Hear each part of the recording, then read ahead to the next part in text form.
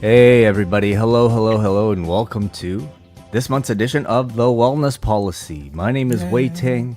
We're back again. We took last month off just because, Jordan just couldn't make time for us. He was way too busy, so we're like, all right, you know what? If the lead singer isn't here, then we can't do this.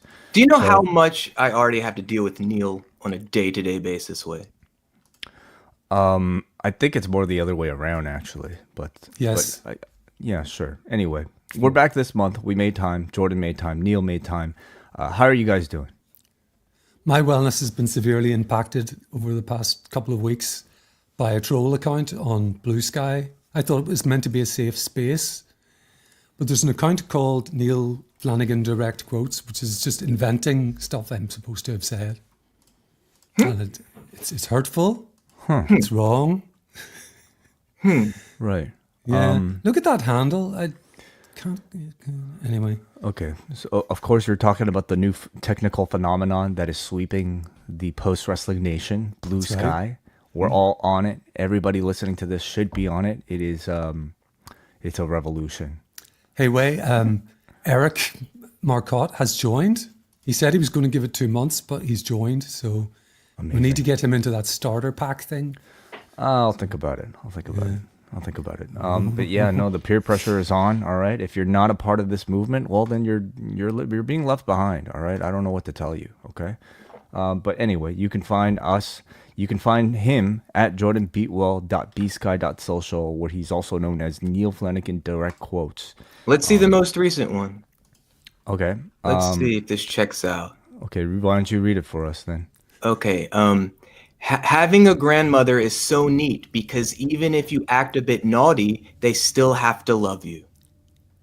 Okay, well, I mean, that's a true sentiment, but all of my grandparents have been dead for many years, and so neat. Come on. Is that something a Irish guy is going to say? That's something you would say. Neat? So these are made up. I would say right? gnarly or dank. Dank. Okay. Okay. I don't want to waste that much time with this. No, that's Nobody cares. I'm just kidding. I care. Hey, what are we here to talk about? What's the topic of the month, Jordan? Music. I love music. Music I love more than pro wrestling, actually. And like if I had to choose between the two of you and music, I think I would choose the music. Oh, me too. Yeah. Yeah. No offense. Yeah. No, No. It's just scum. for me, and this is no surprise to anyone who's paid attention to the last few dozen episodes of this podcast. Thank you, by the way. Music is like foundational to my experience. It's foundational to how I process, make meaning of myself and the world in some degree. And it's pretty central in most of my meaningful relationships too. Right. Yes. So what more do we have to say about it this time that we haven't already said the past two times? Maybe not much else, but who cares? I like talking about music. I'll tell you what. I guess maybe I thought Neal was a part of this last time. No, Neal actually took the week off. He bailed. That's harsh. That's harsh, Way. I was severely ill. I was running to the toilet every 5 minutes. There was no way I could have made it through. It is the only episode I've ever had to miss, which is a shame because I even tried to make up for it on the next one by waving albums around and stuff at the beginning. But yeah, I'm sorry about that. I missed volume 2.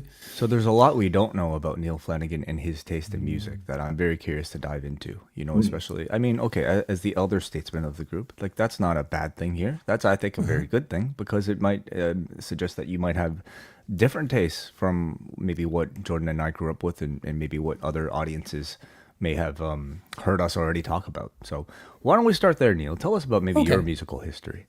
I think that's definitely accurate, not only because I'm older than both of you guys, but because my parents are older than yours would be probably as well, which means my formative years listening to music were sort of informed by what my folks liked.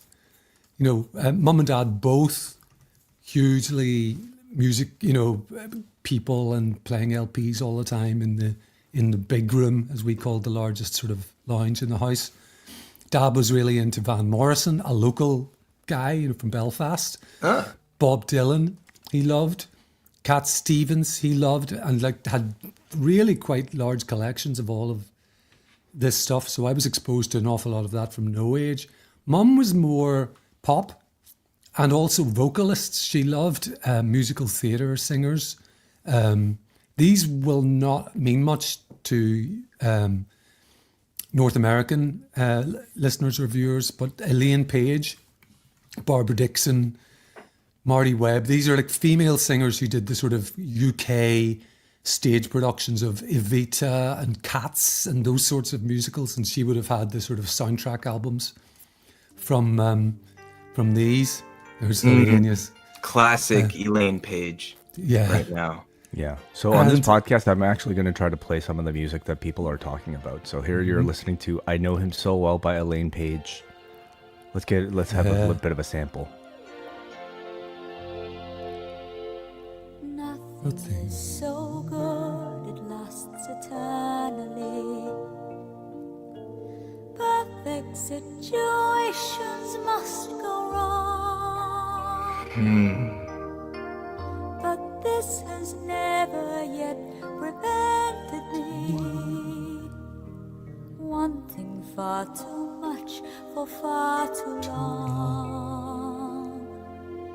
Looking back, I could have played it. Waiting for the drums to kick in. Waiting for the drop. Oh, you'll be waiting. This is nice. I like this. Has the song peaked already, Neil? Not quite. She hasn't got to the chorus, but I think we get the idea. I like it. Let's keep it on in the background. My God, it brings me back listening to that one song, because my mum would have had this on 7-inch vinyl as well as the album that it came from. Oh, here it comes. Here it comes. Madness, he can't be mine. Oh yeah. Oh yeah, this is good times. This is good. All right, great. So this is what your mom would play. Vulgarity. Yes, that brings me back to being about 5 years old in the front room. And I'll tell you, both my parents loved the Beatles. Loved them. And there's a pile of probably fairly, these days, worth a bit of money, vinyl, lying around of some Apple, as in the Beatles' original record label, vinyl around the place. One of my earliest memories in life is being sung Obla Di Obla Da to me by both my folks. Used to sing it to me because I really liked it. It would cheer me up. And I think that's kind of like even maybe pre-primary school kind of memory. Because that's the sort of song that, a kid would get the melody of and really enjoy and stuff. And so the Beatles are probably the most important band in my musical tastes, because right from the poppy stuff of the beginning, like Love Me Do, I Want to Hold Your Hand, 8 Days a Week, that's really informative of a lot of pop that followed it. Through to only a few years later being coming up with the Sgt. Pepper stuff, the psychedelic stuff, the kind of hard rock sort of sound you got on some parts of the White Album. So, I mean, I never ever get tired of it. I revisit the Beatles all the time. So that's like a potted history. I don't want to go on and on because we want to get some tracks, but... I'm almost positive I would get flagged. I think the stream would. No, shut the down if Beatles, I played think, the is going to be a dangerous one. Let me find a cover. Let me find an awful cover. What about live? I saw, I think just a couple of days ago at a festival, I think in Mexico, Paul McCartney headlined, and the last song was The End, and he brought out Jack White and St. Vincent to play guitar. That sounds awesome. You want me to find that? No, not necessarily. I liked whatever that woman. Do people know what Obla Di Obla Da sounds like? Yeah, they can play it in their head. Why don't you do a rendition? Happy ever after in the marketplace. I don't really. It's want a to great sing, song, yeah. But no, you're speaking about the Beatles and how I guess varied they are, and how I guess like they offered you something throughout several years, maybe even into adulthood. to the present day, I still find that if you do a dive on some of the, things like the White Album, which I didn't used to like, when I was maybe late teens, early 20s, you really get, I think as you get older, you find an appreciation for just how groundbreaking they were and how compressed their career was. It's In amazing. the number of years to jump from Love Me Do to what they were doing on Revolver and Rubber Soul, not to mention the later, their last couple of albums, just I think incredible. For me, Considering it's sonically impressive to hear what they accomplished in a short amount of time. I think it is visually impressive to see how much they may have changed in terms of their visual presentation in like what 6 years, 5 years. It's incredible. Yeah, I feel like in the past 6 years, Way, you've been just like rotating the same 7 graphic T-shirts. Pretty much, yeah. And the same hat. Like I don't really. You can ask my wife. I don't really buy new clothes. I bought a new blue hat to replace my old blue hat today. This year, and that was about the extent of my fashion budget. Breaking news, Neil. If you want to write an article, a few days ago on Rewind to SmackDown, I was wearing this exact track top and hat, I think probably. So yeah, I'm kind of in the same boat way. I have quite a limited wardrobe. I just make sure it's clean. but So to here's the Yeah. Well, go ahead, Jordan. Please.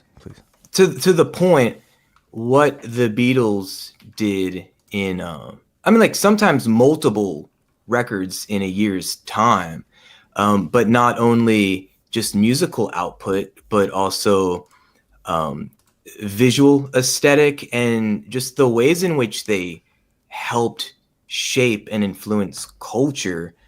I don't think we will ever experience anything close to that again from musical culture. Music certainly does not mean what it used to, more broadly. Even when I chatted with John and Brandon Thurston about a month or so ago about the passing of Joe Koff, who I used to work for, like the first time I met him and chatted him up, part of my curiosity was the Beatles. Like this was a guy who was the right age to experience the Beatles in real time. And that was something interesting about, my father's experience too. Like, because it's hard for me to imagine not only just like a musical band and an output of songs to be released, but to get a sense of how impactful that was to changing culture, to changing how people would dress.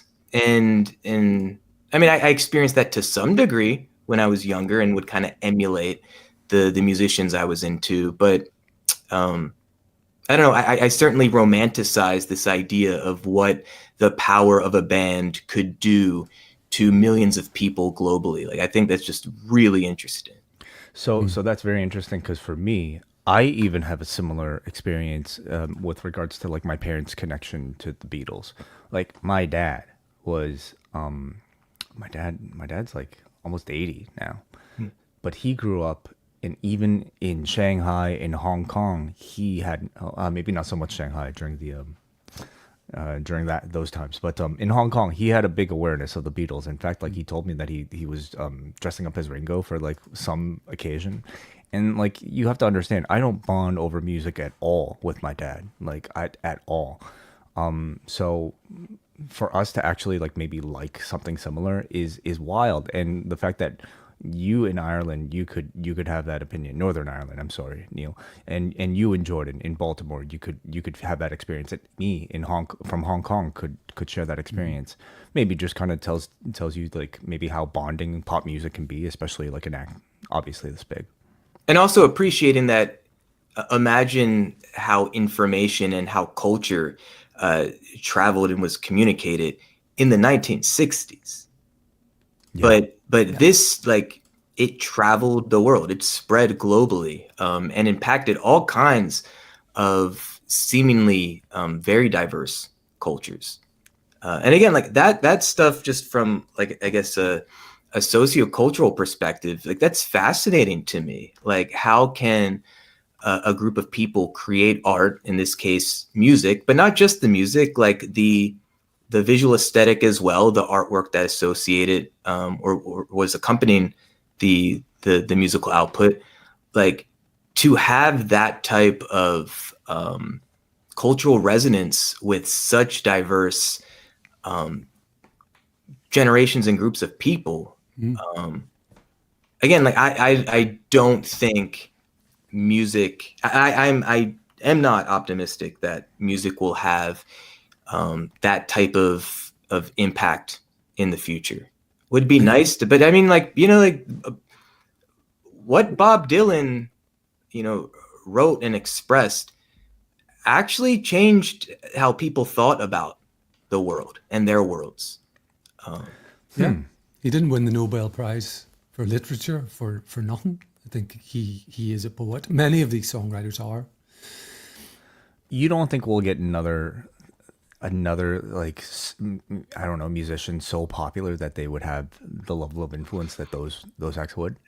I think the internet has made it far less likely for monoculture at that scale to occur. Wait a second, hold on. Taylor Swift is playing 6 shows at our baseball stadium. So right everyone knows who Taylor Swift is. Everyone knows who Beyonce is, to a large degree. I don't think most people could name more than a song or two. Neil, go. Shake It Up. That one is Yeah, not like pretty much. yeah. Taylor Swift, "Shake It Up." That's a classic. Yeah. So to that We will point, never be. We will never ever be back together. Yeah. Okay, whatever. Like I Whatever. know how they sound. I know how they sound. So I think there's obviously a difference between celebrity and the impact of the art. I don't think Taylor Swift, her art, her musical output, the influence she has had on people and on culture within, like, yeah, maybe relative to all the other musicians, it's top 1%. We're also like in our 40s and 50s, or at least like for you, Jordan, approaching it. I don't know if we're necessarily the target demographic to answer that. But I have a sense that people who were in their 40s and 50s in the 60s had maybe more familiarity with the Beatles. And I also just think, like, what's the cultural impact of Taylor Swift? Like, friendship bracelets are like in vogue again. And I don't want to diminish like her output, but what the Beatles and other artists, musicians did for a generation of people and culture, like, I don't think it's comparable. I agree. I think part of the difference as well is the pros and cons of the modern day distribution model for music, which is like, I mean, we've never had so much choice. New bands can create music and upload it and get it available to people immediately in a day, and that's wonderful. But also the choice paralysis when I go on to Spotify, or in my case Apple Music, because I get that bundled with my mobile phone provider, is stunning. You know, I just go on to the new music playlist and I haven't heard of half of the bands. And this is an age thing too, probably, but the monoculture that Jordan referred to, which, you know, from the Beatles era right up until sort of, I can remember very, very clearly, I'm sure you guys can too, that, you know, people were listening to the same radio stations. The charts were a big deal. So whoever was number one, everybody knew that. And the kind of monetary value on going out to buy an album, and when you were kids, perhaps saving your pocket money to do so, created kind of actually a more, this possession that you had to go and buy, had cover art, and you'd like to read the sleeve notes and all of that. That's been somewhat cheapened by the fact that, you know, you just log on now to your music streaming service and boom, it's, you know, everything is there. It's less precious in that Agreed. sense. Yeah. Definitely agreed there. I mean, I'll be honest. Like, when's the I guess we can ask most people, like, do people even listen to albums anymore? Or are we just more of a culture of just, you know, streaming song after song after song? You know, when you used to purchase an album, you would feel like you put your money and investment into sitting down and giving your full attention to this 60-minute thing, you know, cover to cover, right? Now, if you do, I didn't always though. I could think of dozens of CDs where I really just listened to the single or the handful of singles. Now, a lot of that was because when I started becoming interested in CDs in the 90s, that was when that model of consumerism in the music business was starting to peak. And I think record companies realized they could get away charging $17 for, you know, a dozen tracks, but really maybe 2 or 3 had some value to much of the marketplace. I want to throw some interaction here from the chat room. Thank you, everybody, for watching us live at youtube.com/postwrestling. I want to actually drop in the link, if you don't already have it, so that you guys might be able to call in a little bit later on with some of your thoughts, maybe even musical suggestions that we can all listen to. Because, you know, at this age, other than with Spotify, we don't discover so much new music recently. Maybe Jordan is different from me, but let's read some of these comments here. What's it? Chris Elliott, welcome to the chat. He says, you hear a band like AC/DC, who I love, and once you've heard one song, you'll hear every other AC/DC song. The Beatles played a wide range of musical styles over their short period together. Mr. Kane says, what are our thoughts on newer Beatles tracks released and the method that they were completed? Are they still accepted as Beatles songs? Well, they're still released as the Beatles, so I guess from that definition, sure. But as a purist fan, and he's speaking of songs that I guess like are somewhat completed with the.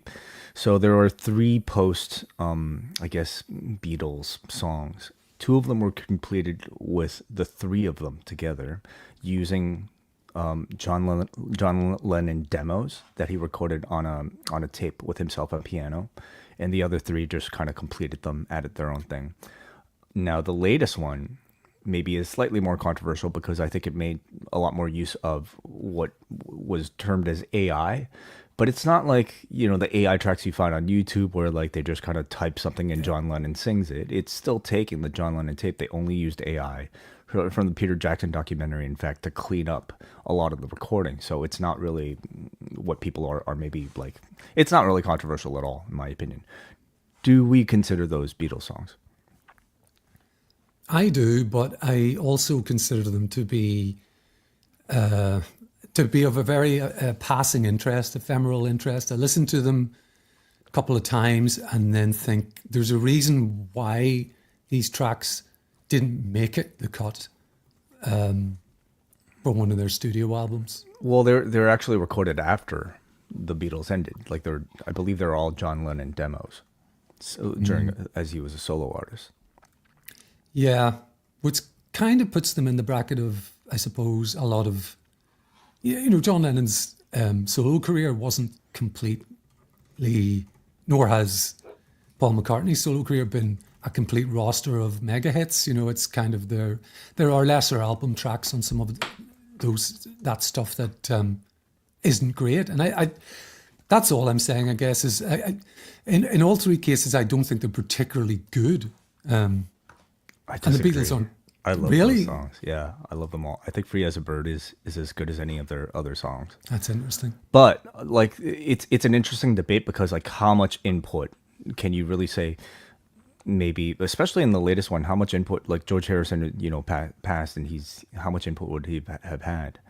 But then you look at, like, I don't know, the Beatles' own releases, and many of them didn't feature several of the members at all. Like some of the songs, like what Paul drummed instead of Ringo, and other songs are like just what Paul on guitar, whatever, John on guitar, that don't involve the others at all, and those are all Beatles songs. Like if the Beatles because the Beatles were so experimental and like they were such a they especially towards the end of their career they had such unique ways of creating their songs. Like the White Album was them like being separate and then coming up with their own shit and then coming back together for it. I would classify this as just like another extension of their experimentation. You know. Yeah, and also I think maybe there's certain album tracks from the 60s that if they were released today within this type of context, such as the most recent song, maybe we wouldn't give it as much thought. I guess my point is within the context of the proper album, perhaps we inflate its value to us, or there's more of a we just perceive it differently because it was part of this thing. So I think a lot with music, with any art, like context is often key. How it's delivered, the story that is told or that we tell ourselves about this piece of art. Totally. Maybe we can liken it to, let's say, the initial Beatles run is like The Godfather 1 and 2. And then these latest Beatles songs is like The Godfather 3. Like some people might consider that a full trilogy. Others will just say it ended at 2 and don't recognize 3 at all. But if you choose to, it is kind of part of the greater story of the thing. I think pop music is so interesting in that it's, for me at least, never just about the music. It's about either the story attached and certainly about the way, like, maybe even the people look. Fashion is just such a huge part attached to at least pop music, and maybe for many people other forms of music as well. Certainly rap and rock even. If we're talking about maybe evolution, like how much does that matter to you guys, and has it changed over the years? You mean how just all this other, like what we would Other consider than the non-music? Yeah. Yeah. I think the younger I was, the more that stuff was important. I think for many reasons. So one, the younger I was, I think I would look to artists as tastemakers, maybe in how they dressed, in addition to how they expressed themselves musically. But I'd also like idolize these people. I think more than I would now, in the sense where I tried to emulate these people, and we all do this to certain degrees. That it's how we kind of figure out our sense of self, culturally, how we want to express ourselves, and otherwise, it's by like seeing around us, like what looks or feels interesting to us as we discover our sense of self. Who are some of your like fashion icons in music? So, I mean, I think back to high school, like 10th grade was maybe where, I mean, I was experimenting a lot in middle school. So, I mean, like when like Marilyn Manson and that kind of like more dark goth, like Nine Inch Nails, like I experimented with that. And in a given week, I could be wearing a spiked collar and black nail polish, but then the next day be dressing like I'm in sync with some Abercrombie and Fitch. And then maybe something a bit more skater punk rock. But in at that point in time, I was just experimenting with a lot of different ways to at least visually represent myself. But I really became I resonated with a lot of like screamo, pop punk, emo culture in high school. And even though I liked Blink 182, I think I more wanted to be Blink 182 more than I really loved their music. But I certainly was wearing a decent amount of oversized Dickie shorts and skater shoes and like a Hurley or Volcom hat that I kind of had backwards and sideways, and eventually got a lip ring. And I very much was interested in emulating like that visual style. Certainly. I definitely never did much on a skateboard, but I certainly was wearing skate shoes. This is interesting, Jordan, because this is where our difference in age comes in, because I don't know if you can pull up a picture of these guys, Way. But there's a band called The Jam, were huge in the UK. I don't think really made it in the States at all. Big part of what was called mod culture in the 1980s in the UK.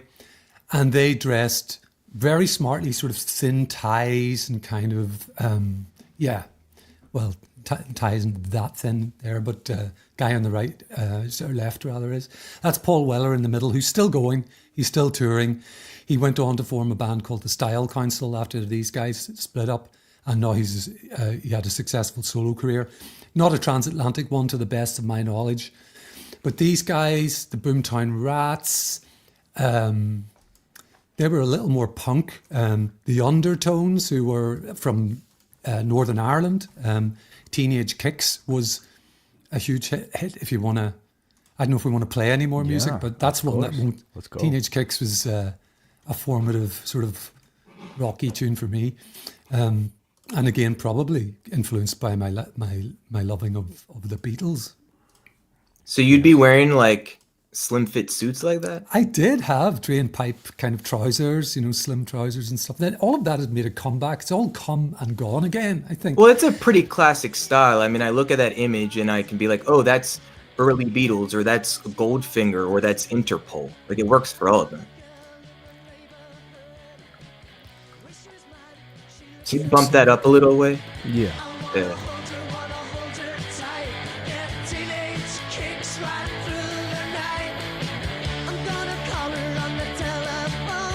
What year are we talking, Neil?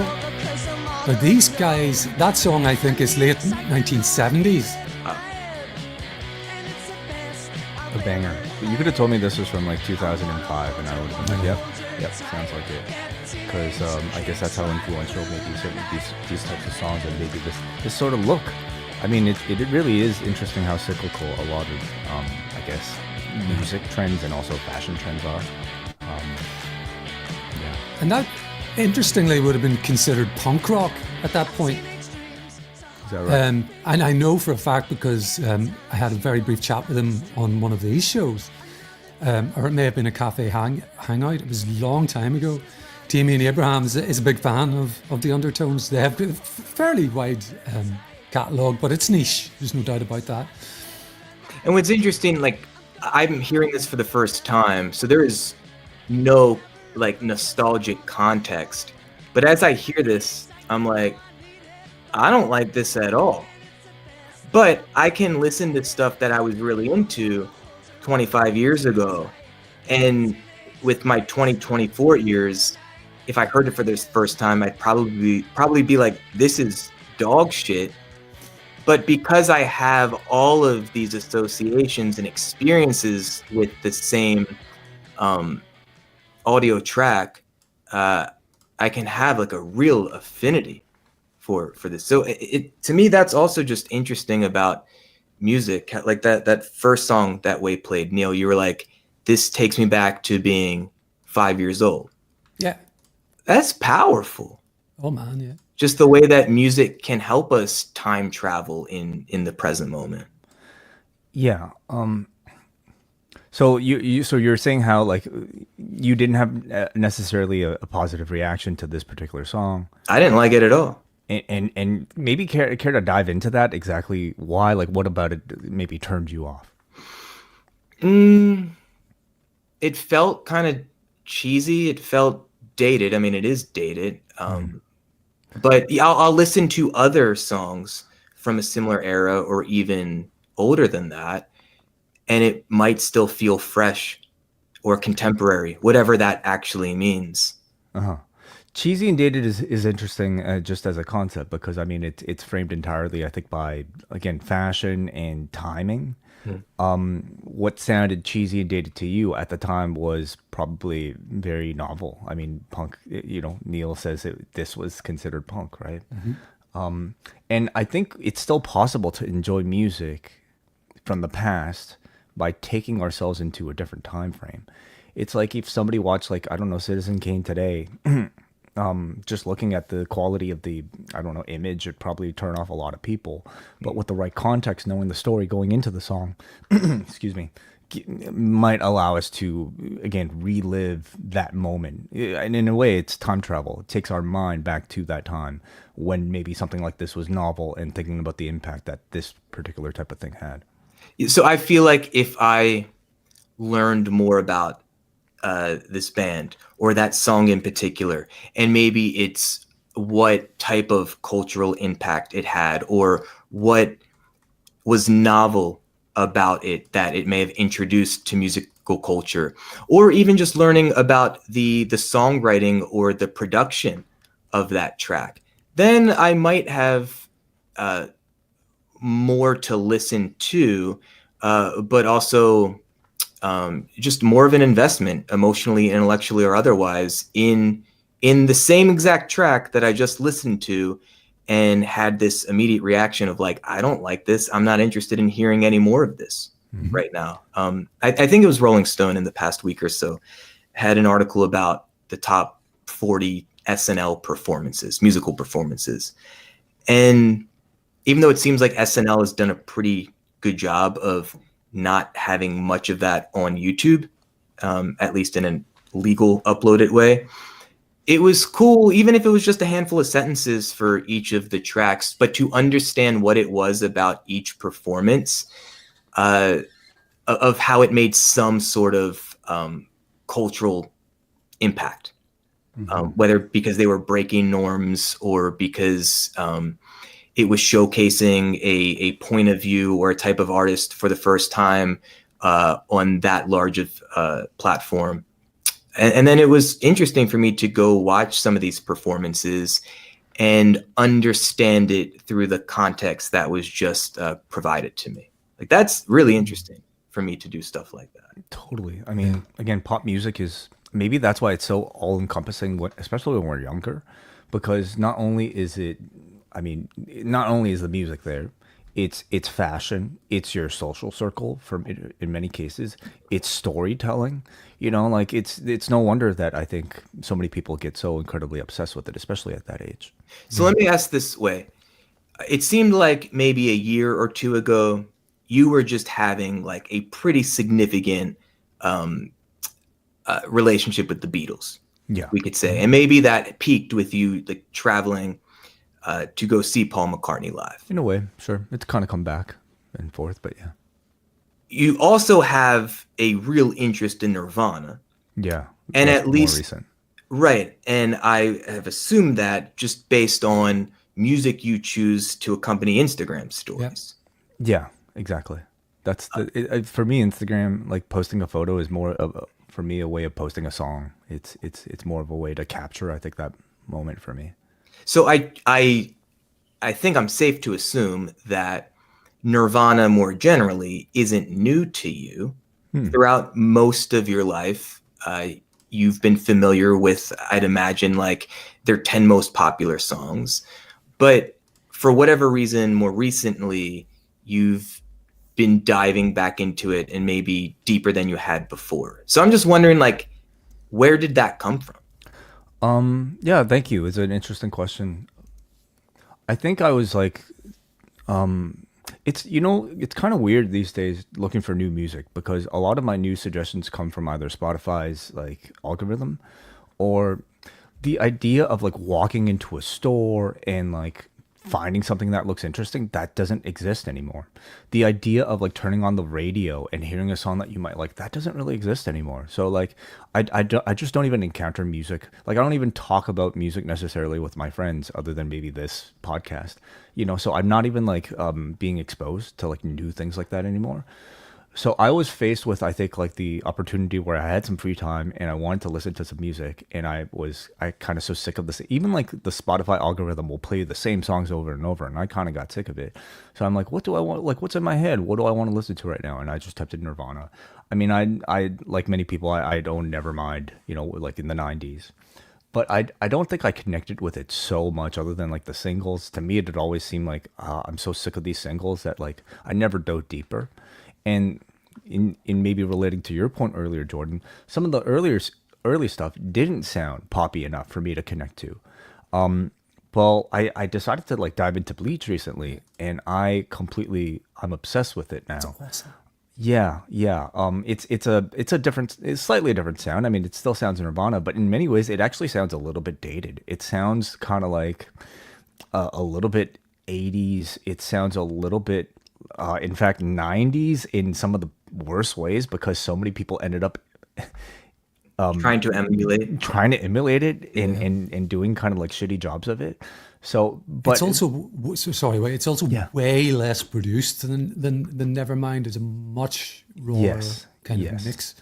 yeah, like songs that I don't think you would really anticipate being on the radio. I'm gonna play maybe a little bit of Floyd the Barber right now. I don't. Can you guys hear it? Yeah, you can Yeah. bump it up a little though. Okay, sure. Let me bump it up a bit. We're gonna get copyright strikes. This podcast I don't think will exist in maybe half an hour.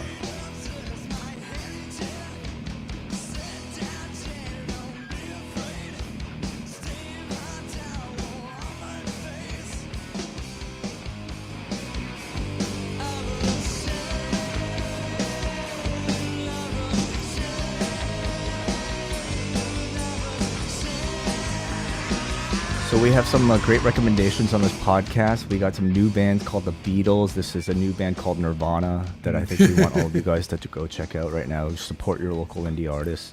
But no, like I don't know. It's just kind of given me like new appreciation. These days, I'm more so into listening to older music that I for some reason maybe didn't really give the time to. And yeah, Nirvana just kind of seems to like fit that pocket right now where the catalog is digestible enough. Like it's so small, you have like what, 3 albums, like one collection of B-sides and then the unplugged album. And then that's kind of really it. You kind of have a complete view of the entire band. But it's just kind of hitting for me in several ways. And so, given how limited their output was, I don't think I've ever heard that song. And I certainly have never listened to any of their albums in full. I've probably heard every track from Nevermind and In Utero, but maybe I don't think Bleach. Even though like I really liked them, and Smells Like Teen Spirit was the first song I learned on guitar as like That's a the other 9-year-old. thing. It's like Nirvana is like incredibly easy, like on guitar at least, incredibly easy and fun to play. Yeah. And it's just like you can feel the song most when you learn how to play it, and Nirvana is just always like relatively simple, which is I think the intent of the design of the songs, but also incredibly rewarding. Well, I think in large part that's what's really appealing about punk music and like what had come from punk music. Obviously, a band like Nirvana has taken a lot from it, in that it is more simplistic. And if you want to learn it on guitar, being able to play just a progression of power chords is simply more simple than most of what Led Zeppelin released, for instance. But like I liked Nirvana when like Kurt probably had just died when I started to become interested in them.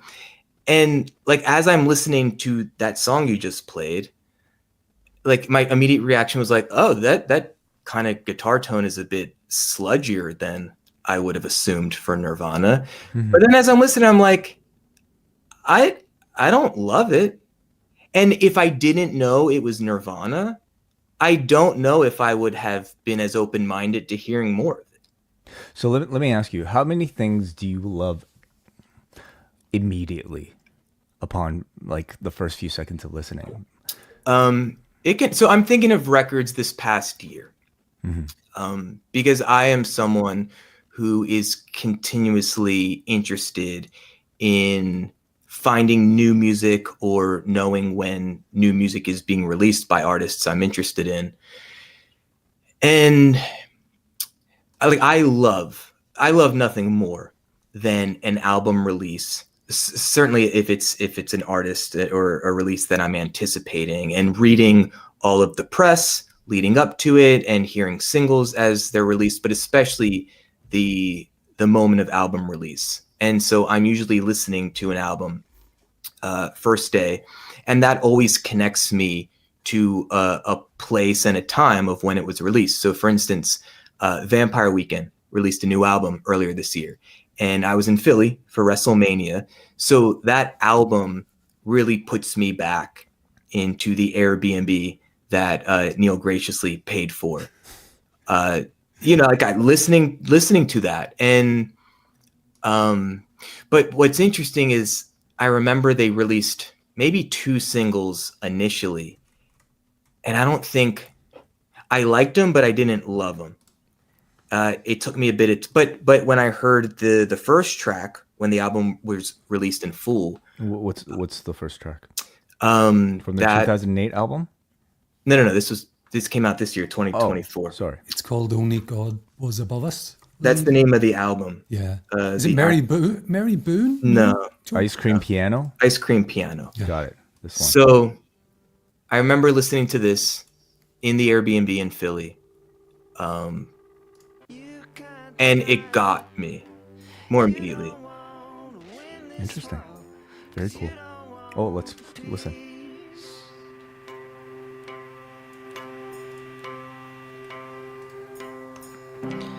All mistakes, we never tried it. You're a soldier, I'm police.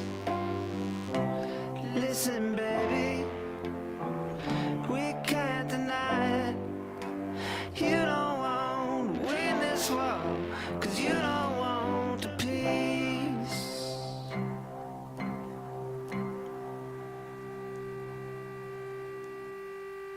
The word was weaponized as soon as it had passed your lips. I'm a gentleman, I refuse to show my gentleness. Fuck around and find out that angry child decides this every day. The universe will cry out the truth, which is you got nothing to say. The dreams I scream piano, I softly reach I know. The world don't recognize a single one sing. You talk us audience, whisper cause So can I share just some of how I was probably so I'm trying to put myself back into the time where I just heard that fresh for the first time, and it helped for me to have context. So by the time this album was released, I think maybe 4 other songs had been released, and one thing I like. Do you mind turning it off? I cannot. Oh yeah, sorry. Okay, I'm sorry. So that is a thing I've noticed for me. Like I can't not I guess notice music. For instance, I might be at a restaurant and I can have trouble staying in a conversation like I just was now if a song is playing. And if I like the song, it makes the dinner, let's say, so much better. But if I'm at a place and I don't like the music that's being played, that can kind of ruin an experience for me. I'm just really sensitive to music in that way. Like people might be sensitive to smells. You're sensitive to music. Yeah, and I might mention it, and it's not uncommon for someone to be like, "Oh, I didn't even realize they were playing music this whole time." Right. But it's just something that it resonates very prominently with, for better or worse. So with this Vampire Weekend album, one thing I appreciate about them is they are very much a band that makes albums. So there may be a lyrical concept that is a through line between the songs. Certainly just like stylistically, as far as just the musical palette that's used. For instance, I know that for the first album, the singer Ezra was very clear about having a very limited amount of kind of sounds or tones to work with, and similar to the first Coldplay record. And like, let's start simple. So for instance, I think there was very little distortion on their first album. So I had already heard a handful of songs and read enough interviews to have a sense that this album would kind of be more of a return to like quote unquote classic Vampire Weekend, where the previous 4th album was a double album, and they were really exploring all sorts of different genres and styles of music. So I knew that this album was going to call back to more of a classic Vampire Weekend sound. But I think maybe the breakthrough for them was that they're just going to sludge and dirty it up a lot. So and there's a lot of push and pull in I think what they do, which I like. I mean, to a lot of music people might listen to this type of music and be like, this is fucking weak. Like, this isn't tough music. But yet, like, the first lyrical in that song in the album, like, he just says, fuck the world. Like, that's interesting. And then, like, this kind of distorted, sloppy guitar that's all over this album. It's almost like you've created this really ornate and neat and pristine object, and then you just, like, take paint and just splatter it all over and just kind of dirty, like, and scuff it up. Like, to me, that was interesting. And I already had some of the context going into listening to the album in full.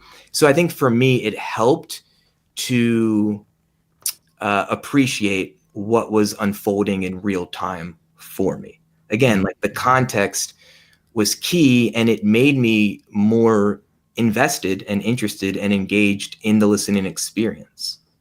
Very cool. It is a great album. I really enjoy it. Jordan put me onto it, and this is where I'm at these days, is kind of Jordan in particular, or some other friends. I rely on recommendations for pretty much anything, what TV shows I should watch and all the rest of it. And it's because I'm just, like I said, choice paralysis is a real thing. I've got about 3 different streaming services, probably more at this point. There's just, for TV and movies and all of that. And music is just this big gigantic blob at the moment. So when it comes to new stuff, I need something recommended to me. And Jordan had sent me, as he said, with this album, they had released, I think, 1 or 2 singles from it early on in maybe March or February. They did a really good live performance. I think it was on the Daily Show, of all things, of that song Mary Boone, isn't that right, Yeah, Jordan? yeah. And I loved that, so I was looking forward to this album as well. But it is the only album this year I can think of that I just consumed on, like you said, in April, when it was released. Please go ahead, Jordan. Yeah, and for me, this was a really ideal album rollout. There was a lot of press, so I got to consume a lot of written and video, just content of the artist talking about the album. And then, like, when it came out, maybe around the same time is when the tour went on sale. So I got tickets, and it was, I think, September. I got to see them on this tour, and that almost felt like it completed the album cycle for me, to really get intimately familiar with the recorded music, but to then go to the tour to see the live performance expression of this new music. And they're a great band in that, like, there's wonderful set design. I went to see it at the Anthem in Washington, D.C., which is relatively new, but maybe the best sounding venue I've been to.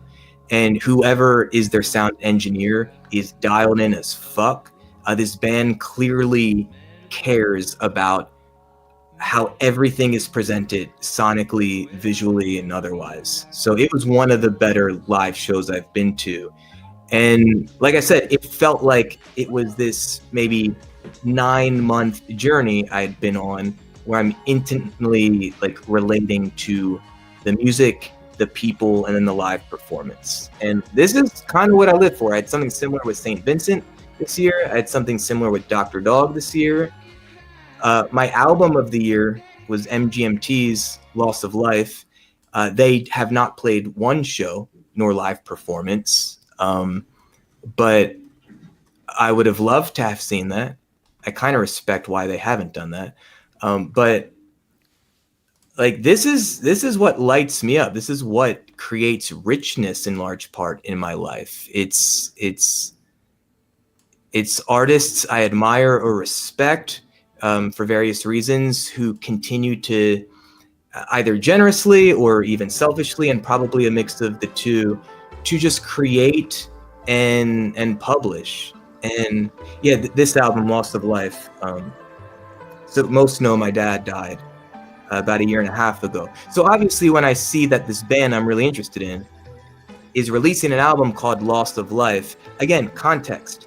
So I'm going into this album with the sense of maybe there are melodies or lyrics or just themes that act as hooks that I can kind of hook myself to or on, where my experience of loss of life is somehow soothed or understood or reflected. And I found a lot of that in this album in particular, whether that was the artist's intention or not. Wow. Yeah. Yeah, I think that's incredibly powerful, again, to talk about maybe just the how encompassing being a music fan can be. It's that you might listen to an album, you might listen to it a lot, you might learn how to play it. If you play an instrument, you might start dressing like the artist. You might read a lot of interviews, and then you might go see a show. Like, how many other art forms are there that might stick with you for that amount of time? We're talking years, right? You know, for some people, I guess they're depending on how deep you are into, like, I don't know, like a movie or something. Maybe you'll watch it a lot, but for most of us, it's like, hey, like a movie's coming out, we anticipate it, we watch it, and then it's kind of out of our system. But music, like, it's kind of with you, like it could be with you forever. Can I throw in a left field example about that way? Yeah. I'm going to ruin my credibility now as a music fan. How do you top Elaine Gray? Elaine Page. Okay, yeah. I mentioned this before. In '92, I saw Nirvana live in Belfast. It was their one and only date at the King's Hall in Belfast, and me and a bunch of friends went to see them. 2 years before that, though, and in the late 1980s and early 90s, I was still caught up by what would be regarded as highly disposable pop music. And you guys did the rewind away, about the Stock Aitken Waterman produced WrestleMania album. They were a complete phenomenon in the 80s and into the early 90s in the UK. I think they had one or two produced hits in the States. Bananarama and Rick Astley made it over there. But I'd really like to know Jordan's opinion about this tune. Could you pull up an artist called Lonnie Gordon, Lonnie? Okay. And this just brings me back What's to the song? It's called Happening All Over Again. Now, this was kind of a Euro dance pop song produced by Stock Aitken Waterman. So it's not a band. You're not going to... I fucking love this song. So...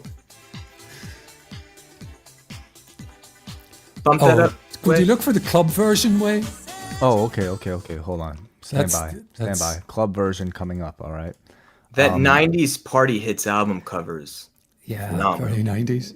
Is this are we talking the 12-inch mix? No, the single, if it's there. The single, okay.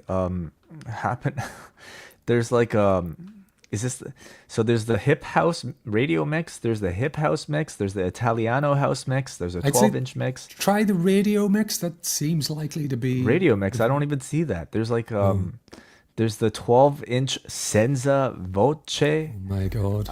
Okay. I mean, maybe you're thinking about the hip hop house mix. I'm gonna play that and tell me if this sounds right. Yes.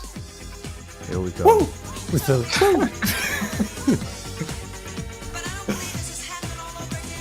It's one of the few pop songs where I find the verses as catchy as the chorus, as you'll hear.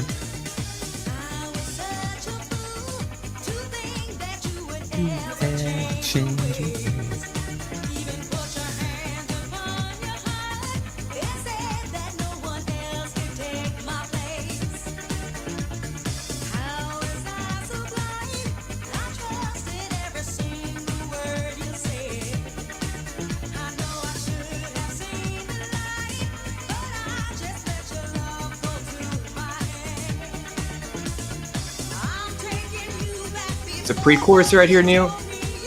Sorry. Is this a pre-chorus?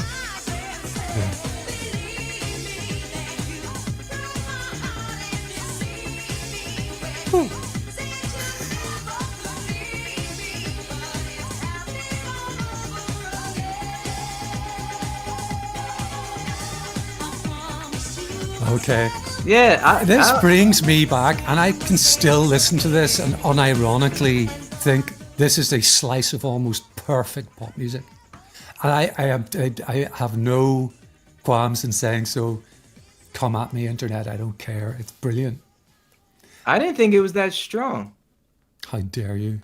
Like, Friendship's over. I mean, it felt like very typical kind of early 90s, whatever you would call that.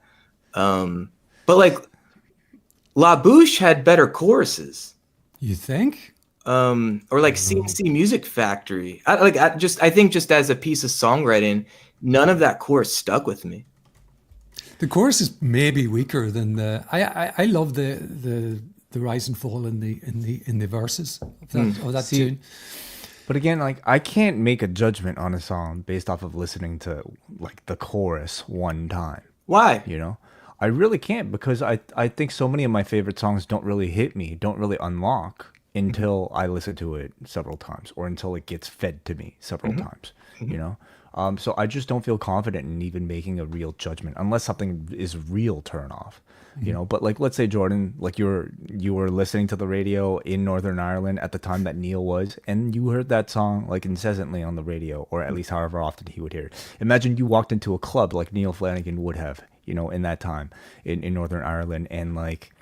You know, like one of the most magical evenings that you've had was centered around that particular song and seeing the crowd dance to it. That would totally change your opinion.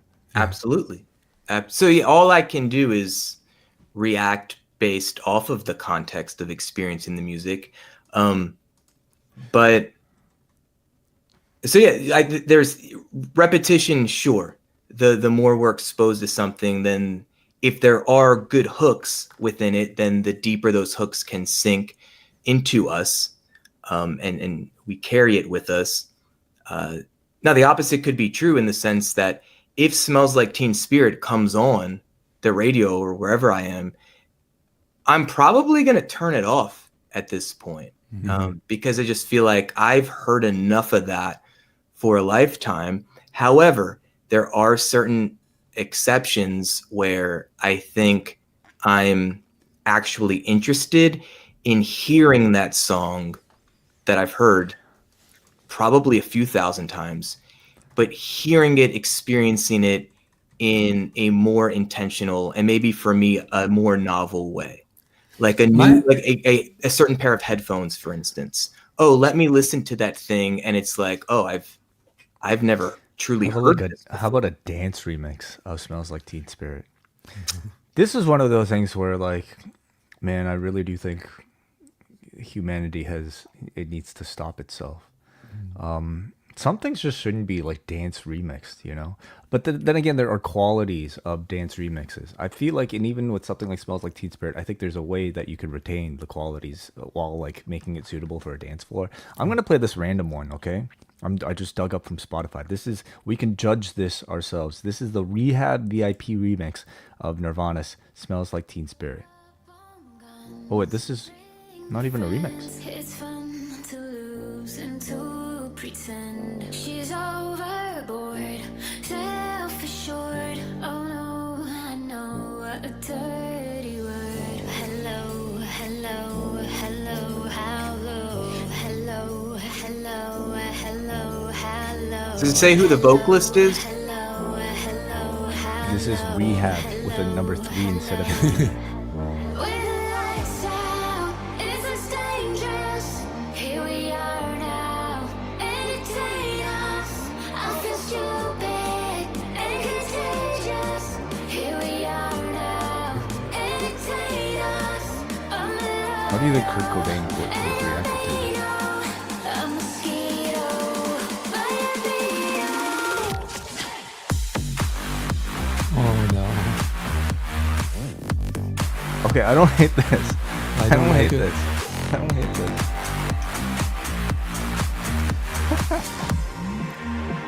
I've heard worse. I've heard worse. Agreed.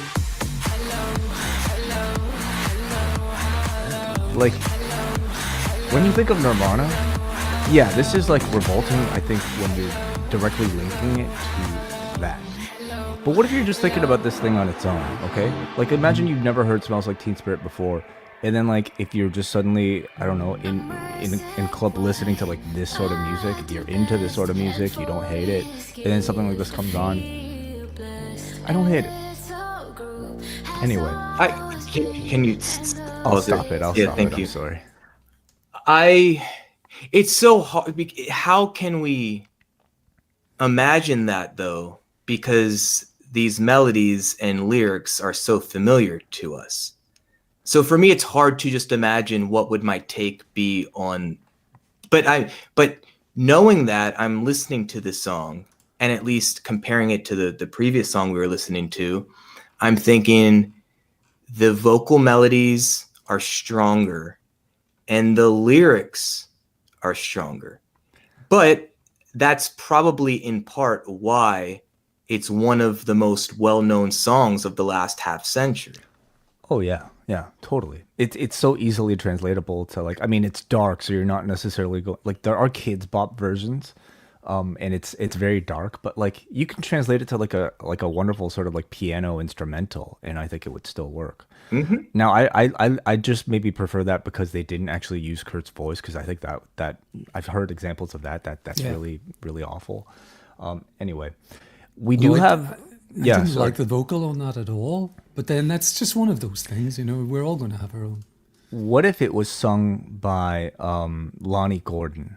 Now you're talking. Yeah, Okay. she's a strong singer, and that's what I was sort of getting at. Is like, I know we've got to take calls, and so we're nearly an hour into this, and these shows always can go forever, the music ones. But my point in throwing that one out there was that at the same time I was really into Nirvana, I absolutely was into sort of, you know, hit factory pop as well. And I assume, Jordan, you would hate that song, not just dislike it or be, you know, ambivalent about it, because it's, you know, it's synths, it's a drum machine. It's clearly there isn't a band anywhere in the room, you know, making that tune.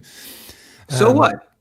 Yeah, well, I was just, you know, you're a band guy, you're a musician, so I just sort of figured, you know, that would be an aversion of yours. No, not necessarily. There's an artistry in song structure and composition, and if I'm going to go to a live experience, yeah, I would rather watch human beings manipulating acoustic instruments.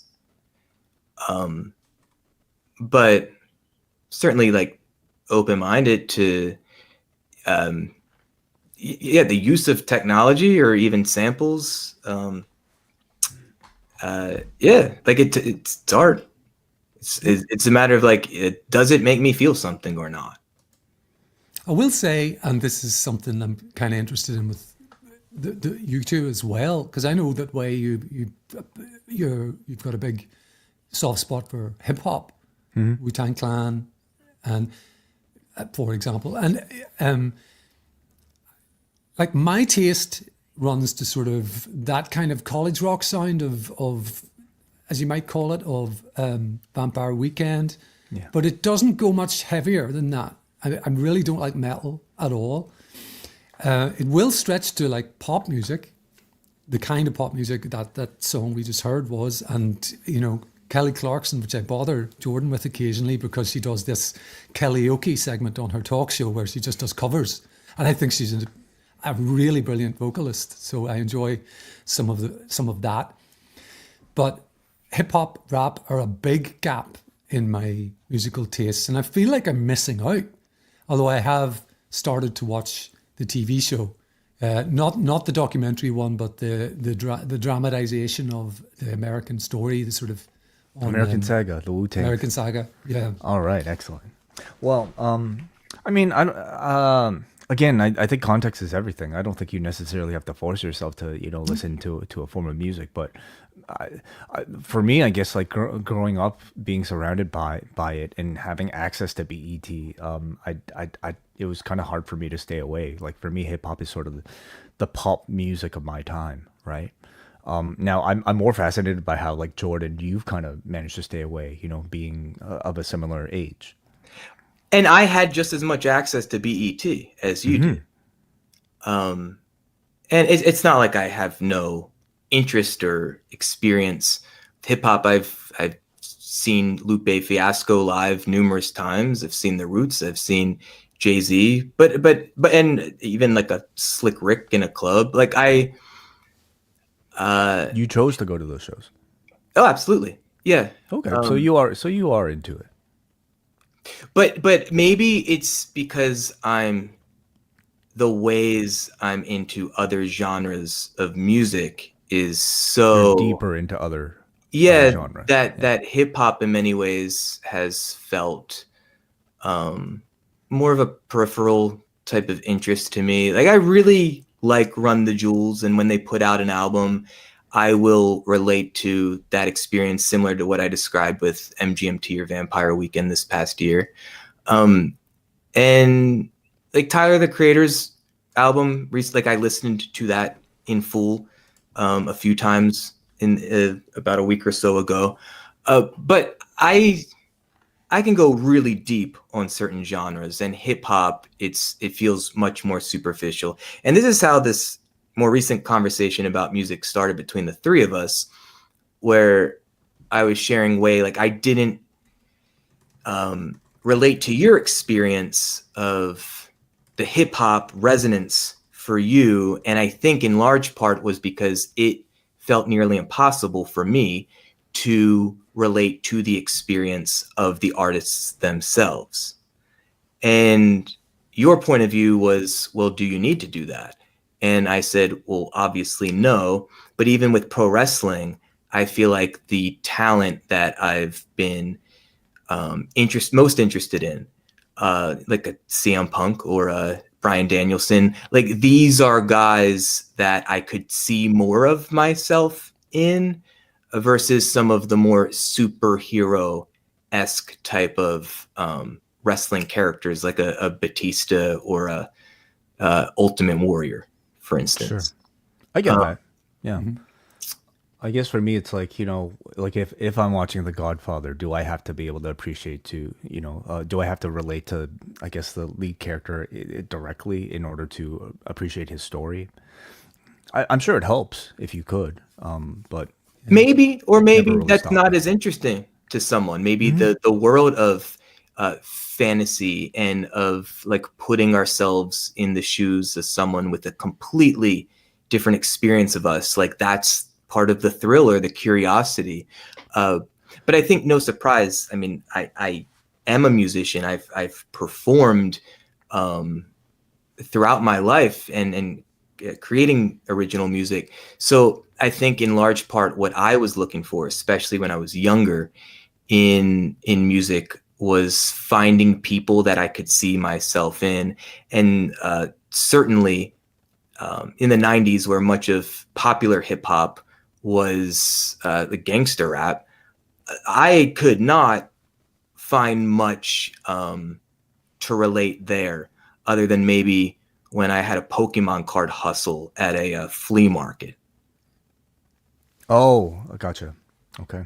I can relate to that too, because I think my dalliance with hip hop and rap, it goes, because again I'm older, goes back to like being a kid, hearing White Lines by Melly Mel, and thinking it has a real hook. I like melody, I like a hook, I like something, so I'm not being able to relate to that song being about cocaine, when I'm younger. But it's just a fucking really awesome tune. I also love the story that they had to put in the line, "So don't do it." It's really meant to be a celebration of party culture.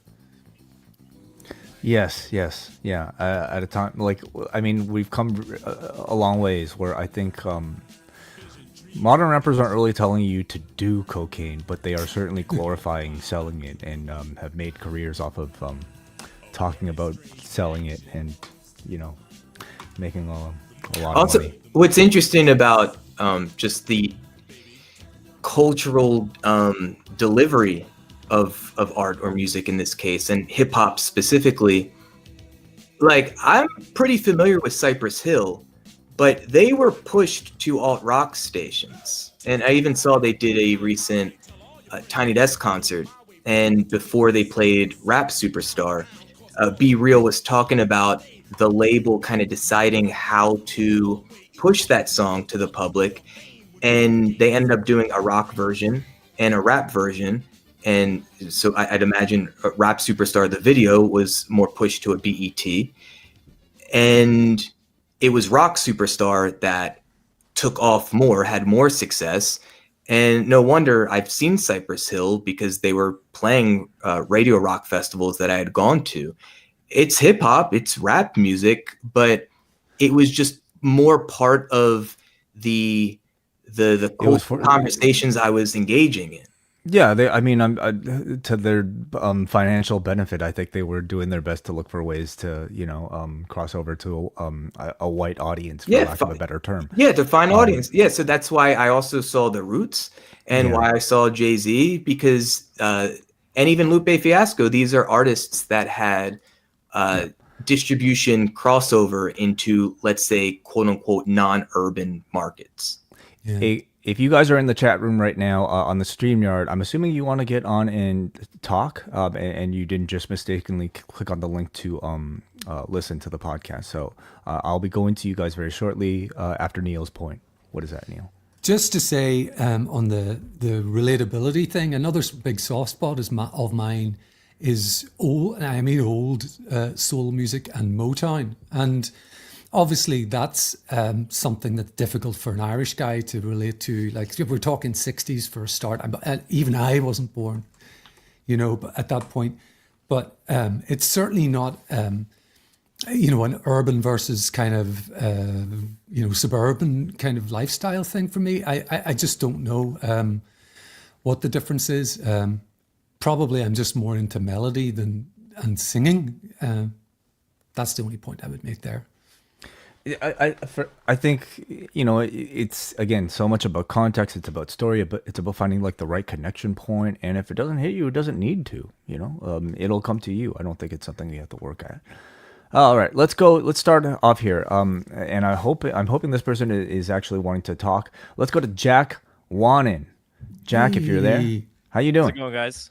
Hey, Jack. Hey, Jack. First of all, this has been a great listen so far. I had to write about a kind of gloomy story earlier, so this is like a nice palate cleanser for me. I love just stories about sort of linking songs to life experiences, and you guys were kind of talking about that earlier. Like, even like not even in like the biggest like life moments, like sort of benchmark moments in our lives, just like smaller things. Just when you hear a song and it immediately brings you back to one moment, or maybe like one reoccurring thing that you do every day.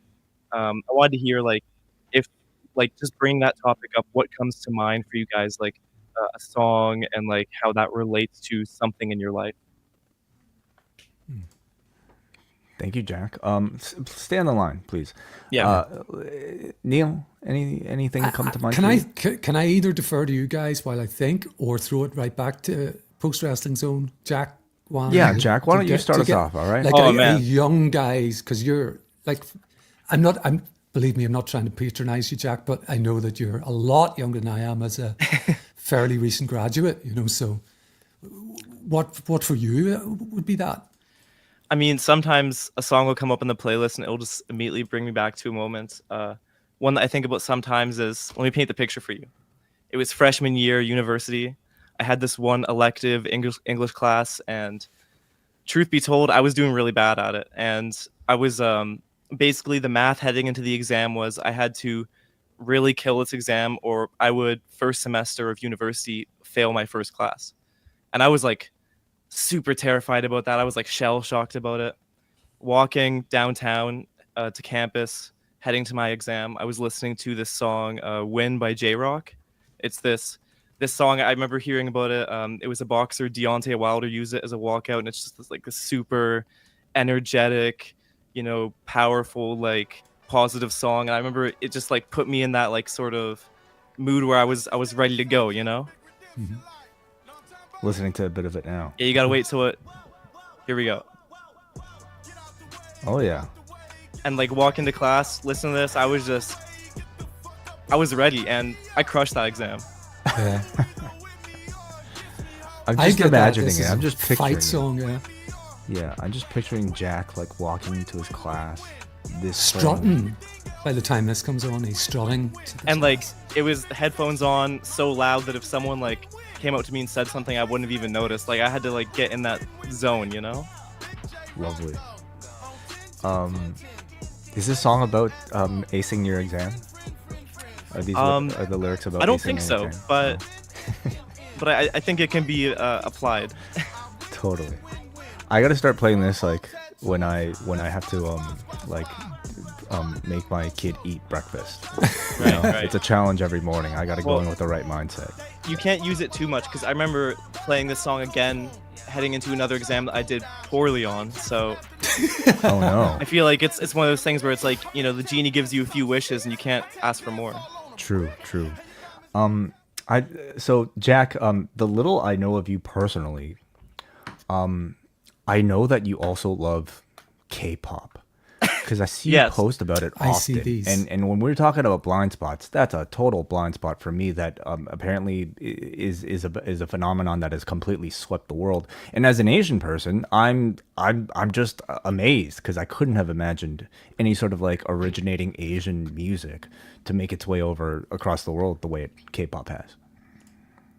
Yeah, I mean, it was something I got into in high school. Friends already listened to it, and it was just like it just kind of snowballed. Like you discover one artist and you discover another, and like I feel like when you're listening to a genre that's so like just completely isolated from like what you hear on the radio or like just general pop culture, like it's just like a whole world in itself, you know? And it's so like there's almost like endless things to discover without it ever looping back to, oh, I've already heard this before or something like that.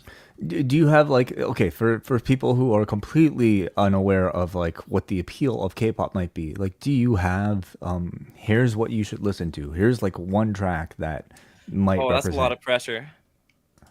or like one what is the track. starting point? Or Like, Jack, no pressure. Jack, can you describe what is it about that style of music that what resonates with you, or what feels or sounds interesting about it to you? Well, I'll start with this. I think one thing that's interesting about it that can be also sort of applied to other genres, and I'll get to that in a second, but it's, you know, the music is great, but there's just a greater fan culture around it that I think people really get immersed in, and it's, you know, the ways in which the artists are also sort of like almost entertainers and like lifestyle entertainers in like shows, and how there's this whole within the fandom there's participation with people, and I feel like that's something that you can also like attribute to the bigger rise in recent years of like Taylor Swift, where she went from, you know, superstar to like superstar. Like it's a lot of that, like a lot of fandom participation type things, where it's you have this artist and you have their music, but then you're adding all this other stuff to the culture of it that fans get engaged in. So perhaps not unlike GCW, where you may not really be into some of the genre of match style per se, but maybe for some it's the social experience, it's the social norms of the crowd or a GCW show that can be really attractive to some fans. That's an interesting comparison. Yeah, but no, I do get what you're saying when you say that, yeah. But that's every pop music, isn't it? Isn't that just the nature of pop music? Like it's not just necessarily something most people enjoy in isolation. It's so much of it is the social aspect, right? I think for a lot, in part, like that in part was what was and kind of still is appealing to Insane Clown Posse to me. Like, do I actually listen to the albums or even like much of it? Not really, but I've seen them maybe 5 times. The last time was maybe 5 years ago. The first was like 1999, and some of the most genuinely kind and like community oriented fans and people. It's like a really lovely culture of just a really interesting mix of people. Right. Yes. And for what it's worth, you go to an ICP show, and if you get close enough to the stage, you're going to be drenched in soda like that. Like again, Fago. I don't even. Yes, Fago in particular. You don't have to really be as. And the same thing with Guar. I've never actually listened to a Guar song, nor do I think I like any Guar songs. But I've seen them live a handful of times because they put on a show. Jack, what is your like? What K-pop song are you listening to mostly right now? Right now, okay, that's a good one. Oh man, I mean, recently I feel like you talked about this earlier, like having trouble discovering music and sort of falling back on older stuff because of that. Like I'm sort of having that similar thing where it's like I really don't like using like Spotify's generated playlists, especially because I read recently that like they mix in like some of the paid like advertised songs in there, and that kind of like Payola, the modern version yeah, of Payola. yeah, that like alienated me from it kind of. If I had to fall back on like a really good one, I would probably say the group EXO, their song Power. It's just a great, it's almost similar to like the song I was talking about with J-Rock, just like a very Energizing. makes you feel, powerful, And they played it at sort of ceremony at like the, did I like out there? No, what? Here it is. Here's some of it. Are you guys hearing that? Mm-hmm. So like the language barrier is not a thing at all, it seems like, for people who enjoy K-pop, who are English speakers, obviously, right? Mm-hmm. Yeah, and that's, I guess, like what's interesting is when people don't know about it, they either think it's like all English or it's not English, but it's like a mix. Like the chorus here is English partly. Mm-hmm.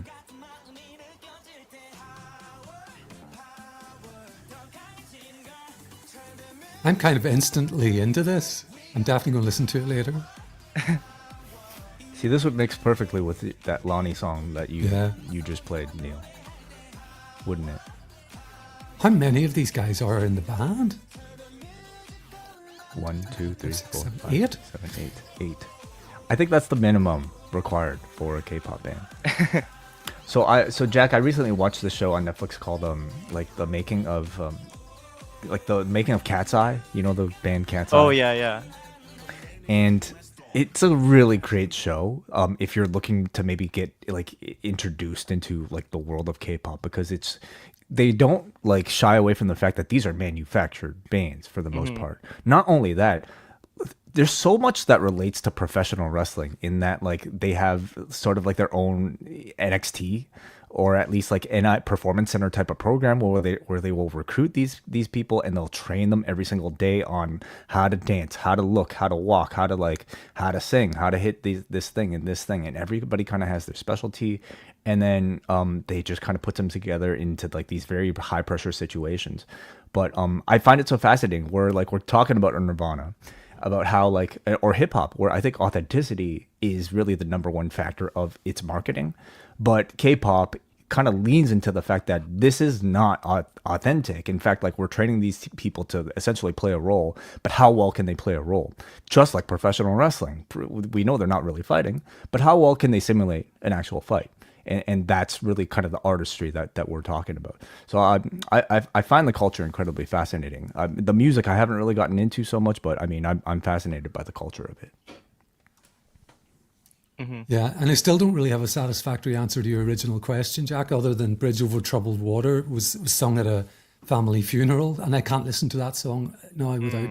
It's already a fairly mawkish tune, let's albeit beautifully sung, but I kind of can't listen to it now without getting very sad, So those hooks, those linkages with songs, particular songs and particular life events can be so strong that you'll never undo them.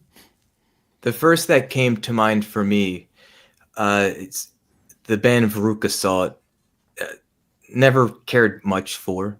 Only know a handful of songs. Actually, the first like rock band I had ever seen live. They opened for Bush, and maybe it was their second album, 8 Arms to Hold You. Like the summer of '97, I was going to a tennis camp, and I just remember being in my room with the CD player and putting on the song Volcano Girls specifically. And there was like one other, again, this was another CD where I maybe listened to all of 3 songs in total. And there was just something about that summer getting ready for tennis camp, listening to those couple songs in particular. I don't know why that was the first song and associated memory that came to mind, but every now and then, you know, I listen to Sirius XM, the Lithium channel, which is 90s grunge and alternative, and maybe every few months Volcano Girls will come on and I'm back in my childhood bedroom getting ready for tennis camp. And that's a really like nice memory that's kind of stuck with me throughout life. Thank you, Jack. Appreciate the call. Thanks, Thank guys. you, Jack. Thanks, All sir. right. Postwrestling.com's own Jack Wannen, first time appearing on the Wellness Policy. You can check out his work over on the site. Let's go up next to Jeff. Hey, Jeff, are you there? Hello, how's it going? Hey, Doing, Jeff. Jeff. going well. Thank you for calling in. Oh, wow, I can be on the screen. Check that out. Wow, cool hey. background. Oh, thank you. It's a very extensive background. It's Jay Infamous. Am I right? I am Jay Infamous. It's me.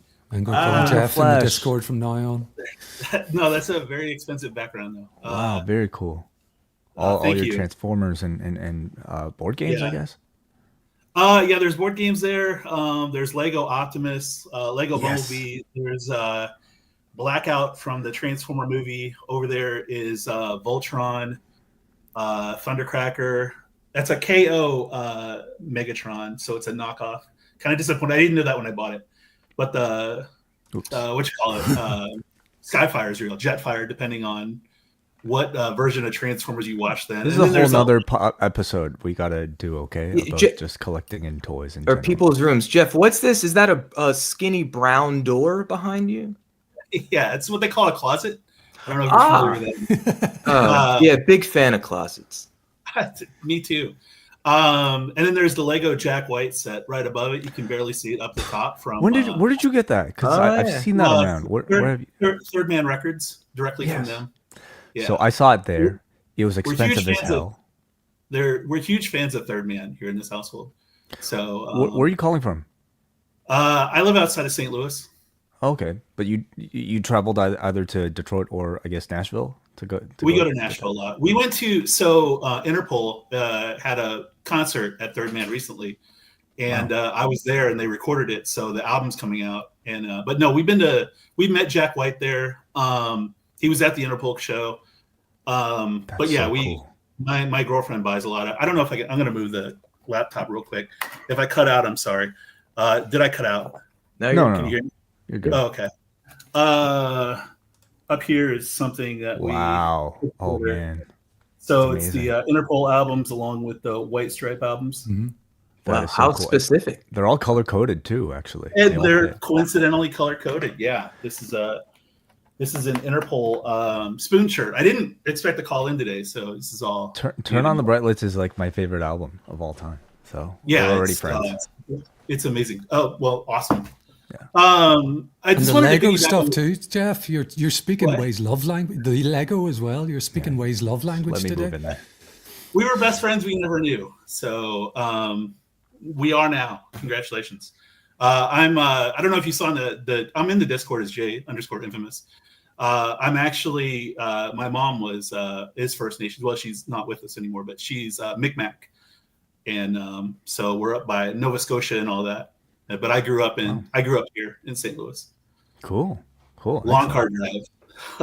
Really, bet. I wanted to think on what Jack said. So not to self-promote, but I'm going to. There's only 12 people here. It's not a big deal. I have a podcast. I'm a comic. I don't know if you caught that or not, but I'm a stand-up comic in St. Louis, just local. I'm not like I'm like what they call a host feature. I'm not like a headliner. But I started a podcast to get more, notoriety, I guess. But it's called Give Me a Song, and I've asked like people who are headliners, people who are other comics to come on, and you'd be amazed on how music hits people. Like Jack was talking about, like that song. Like there was one of the episodes, I thought it was getting like a love song because it was kind of a love song, but it was like this is the song that got me through Oh, Jesus. That got me.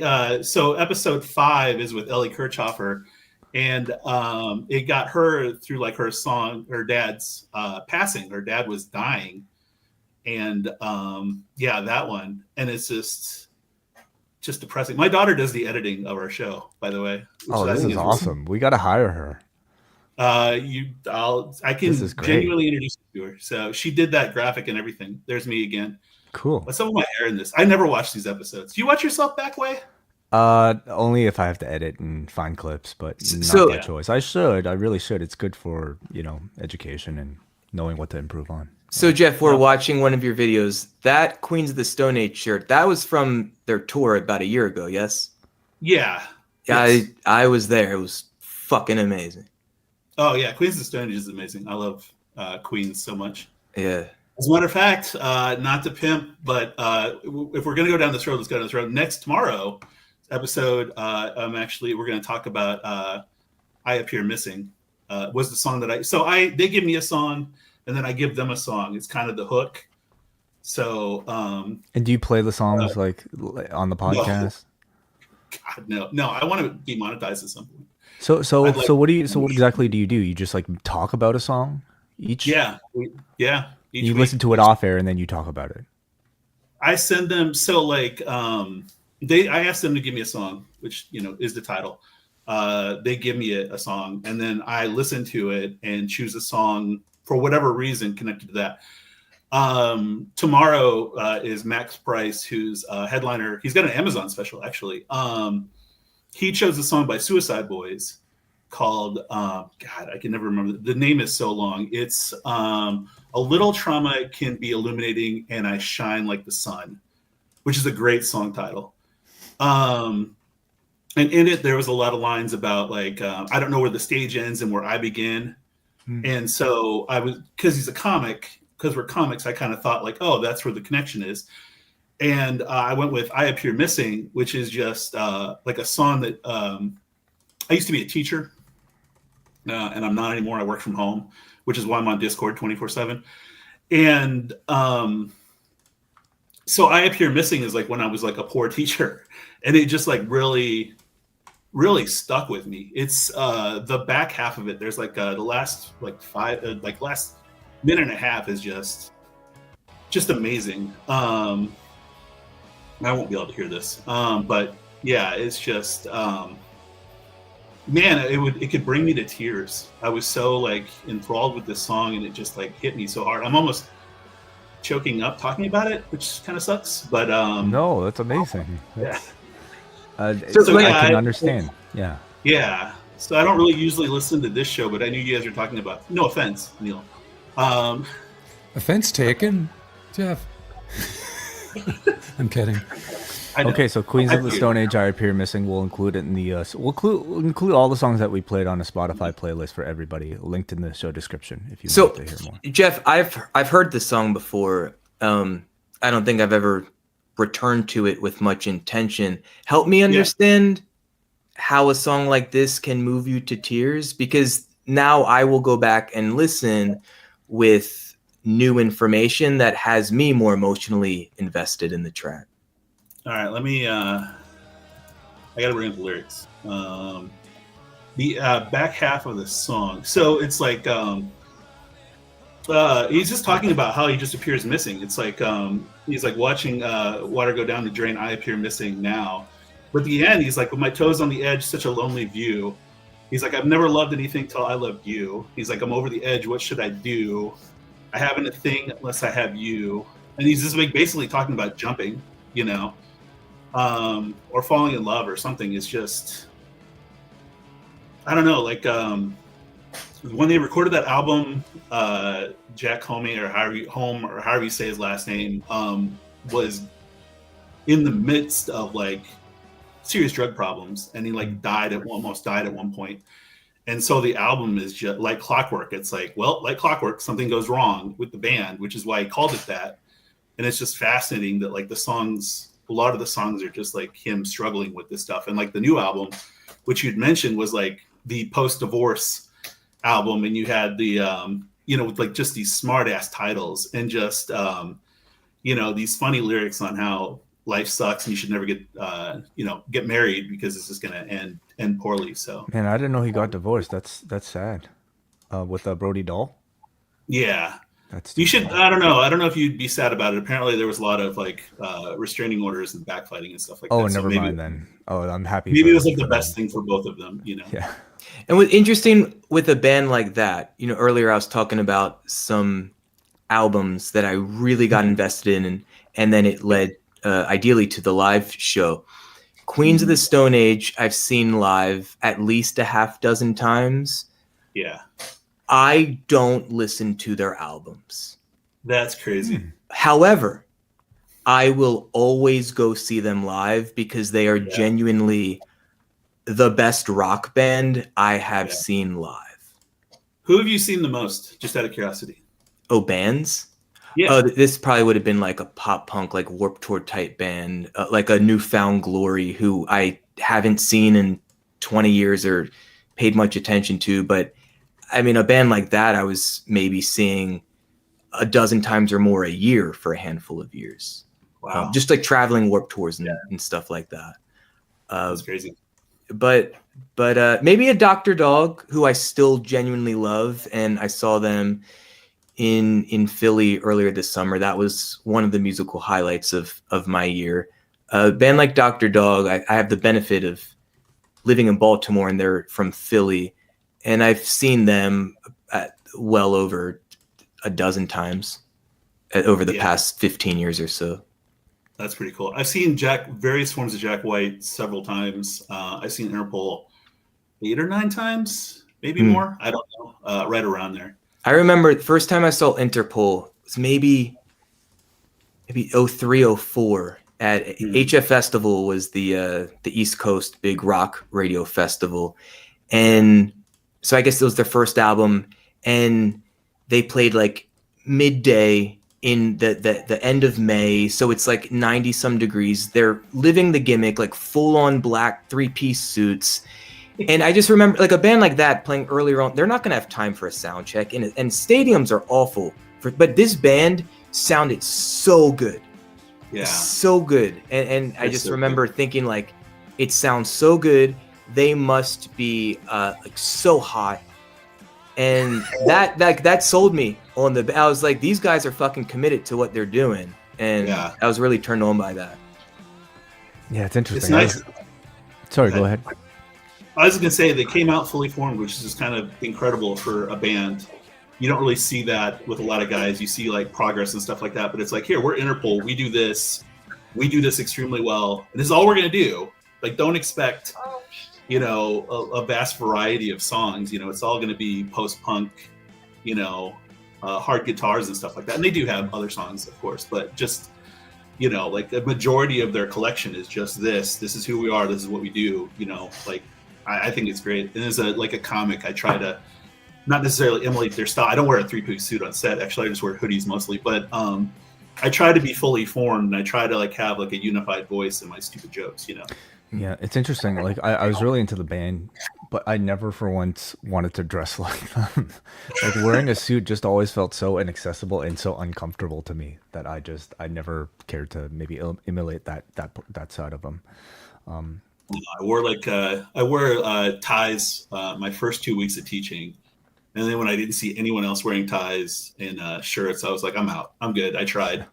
Like I made a commitment, and then after that, it was just like polos. And then, but this goes back to something we were talking about earlier, where a band or just the expression of music or a music culture, it extends far beyond just the song or the music itself. Jack White's a great example of it. I've seen him many times. The last time I saw Dead Weather at a club, like everyone on his crew, from people doing sound, from the guys selling their merch, was in a specific type of hat and a specific, like they were living the gimmick essentially. Yeah, the bowlers with the ties and everything. Yeah. And I really appreciate that commitment to a vision. Yeah, they're like that at Third Man too. They wear yellow, black, and white at the store. It's very specific on their wear and their dress. And then, we've got tickets to go see him on the No Name tour You caught that, right? That he just put out an album like Mhm. Yeah, like a month ago. Didn't tell anybody. It just people went to Third Man and they were just buying their local merch. And then there was an album, like a whole brand new Jack White album in there. That's like the coolest thing ever. And I love that he does stuff like that all the time. You know, it's just you just never know what to expect from him. That's what makes him so great. agreed. I referenced SNL musical performances earlier. I think my favorite SNL performance was unplanned. I think the Morgan Wallen was scheduled in 2020 and he broke COVID protocol. So last minute they brought Jack White, who did a medley of songs, including Ball and Biscuit.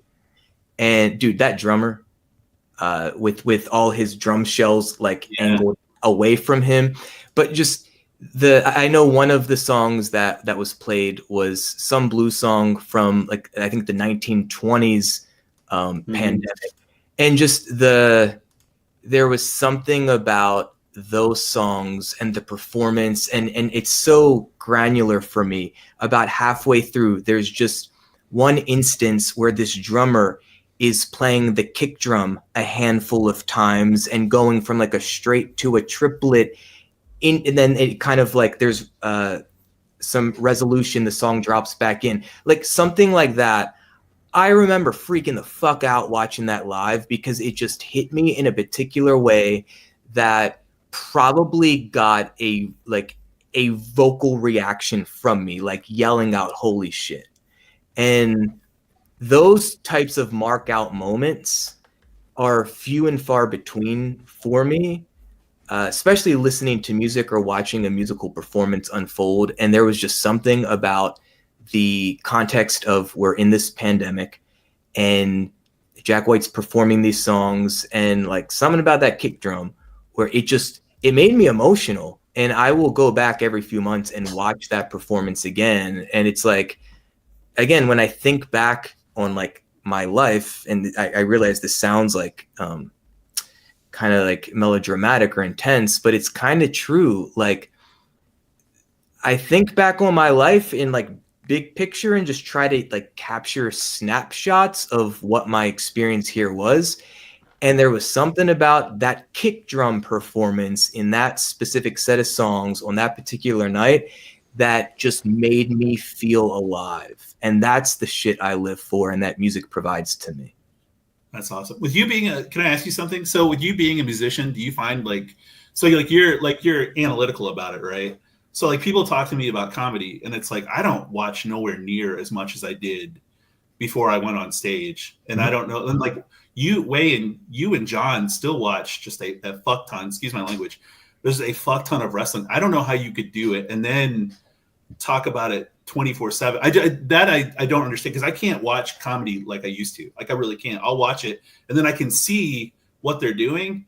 And if I can see what they're doing or if I know where they're going, it's not the same. Is that what you get with music? Like you're not surprised as much as you used to be, or like am I making sense or am I just talking crazy? I think I'm capturing what you're getting, and I think there's different ways to consume stuff. So sometimes I will be at a concert and I'm really paying attention to all the factors that are making the performance come to life. So I might be like turning my head and watching a lighting director and a stage manager or a guitar tech, things like that, where I'm a bit more analytical and observational and curious in that sense, where I'm kind of like learning and information gathering. And then there's other times, like when I saw Arctic Monkeys a year plus ago, where I had a great seat, I was right in front, and I just allowed myself to be a fan and was singing along to the songs and just allowing the artists on stage to take me wherever the hell they wanted to take me. And I was like game for that ride because I trusted them as artists. And I definitely could have watched that same set with a completely different set of eyes and ears. So I think for me, it's just being intentional about what I'm looking for from the experience. That makes sense. Wait, is that like that for you for wrestling, or like I'm just kind of I'm sorry, I'm derailing your show. No, totally. I think it's interesting for me to think about. Like, does watching it so often and maybe being able to anticipate a lot of it maybe take away from the quality of maybe the thing that I've enjoyed prior to it becoming that? I think for many matches, yeah, like especially with like what we consider WWE style or even wrestling in general, so much of it relies on a template, like heat, shine, comeback, finish, right? That's just kind of what's taught. So, I would say it's more of an issue, like if you're any sort of like wrestling fan, but that you could argue is similar to like a verse, chorus, verse structure of music, right? Even though there's that template, there's still plenty of room within those boundaries for artists to color and do something special. And on a 3-hour edition of Raw, maybe you're not going to get so many of those moments, but the moments that you do, from the people that are really good at it, that's how you pay attention. And that's kind of what I look for these days when I'm like analyzing wrestling.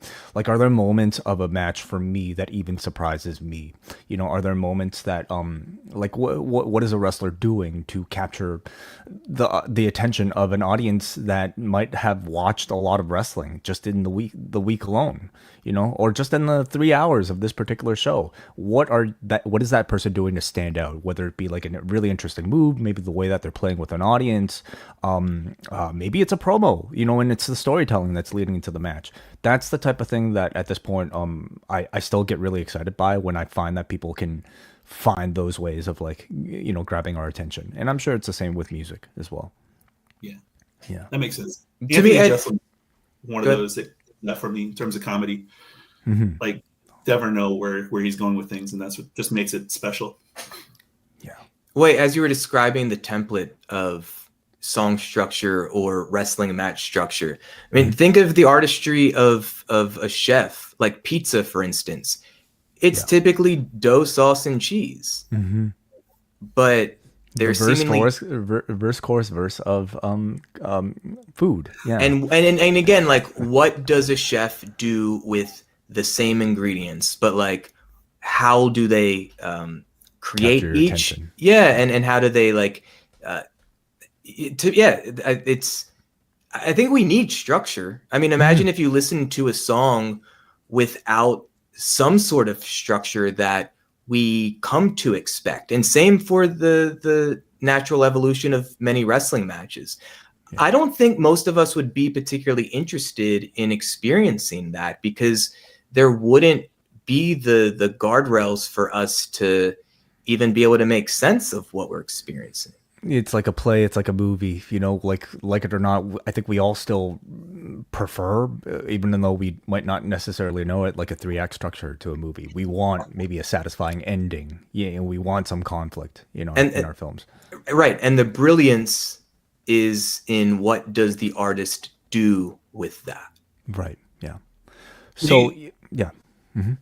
To tie it to wrestling, would you say that's why Orange Cassidy was so jarring when he first started? Because you talked about somebody who's just like went, and just against typical match structure, typical match format, I got over it, I guess would be the best way to say it.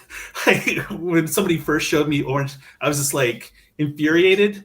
I was just like, are you talking about like pre-AEW Orange Cassidy? Yeah, absolutely. Yeah, sure. Okay. Because like in AEW, I think they found a great way of adapting him. Absolutely. Yeah, I think, and I think right now it's like serious, but then, he's still got those flashes of where he's come from, but again, that's talking about that fully formed thing. He wasn't, and you would talk about this when he first started, you were like, well, eventually he's got to get to serious Orange Cassidy, or it just never really works, But I just think, like, you were sitting there talking about like being anti, it's like, God, I can't think of his name right now, but Tim and Eric as an example of anti-comedy, where it's like the punchline is just, that there is no punchline, and Eric or Tim has a special where he tells no jokes. Yeah. And he brought in an audience. That's the joke. Yeah. And that's the joke, right? Andy Kaufman, of course, famously. I guess it's that sort of cliche thing where like once you know what the rules are, that's when you can break them, right?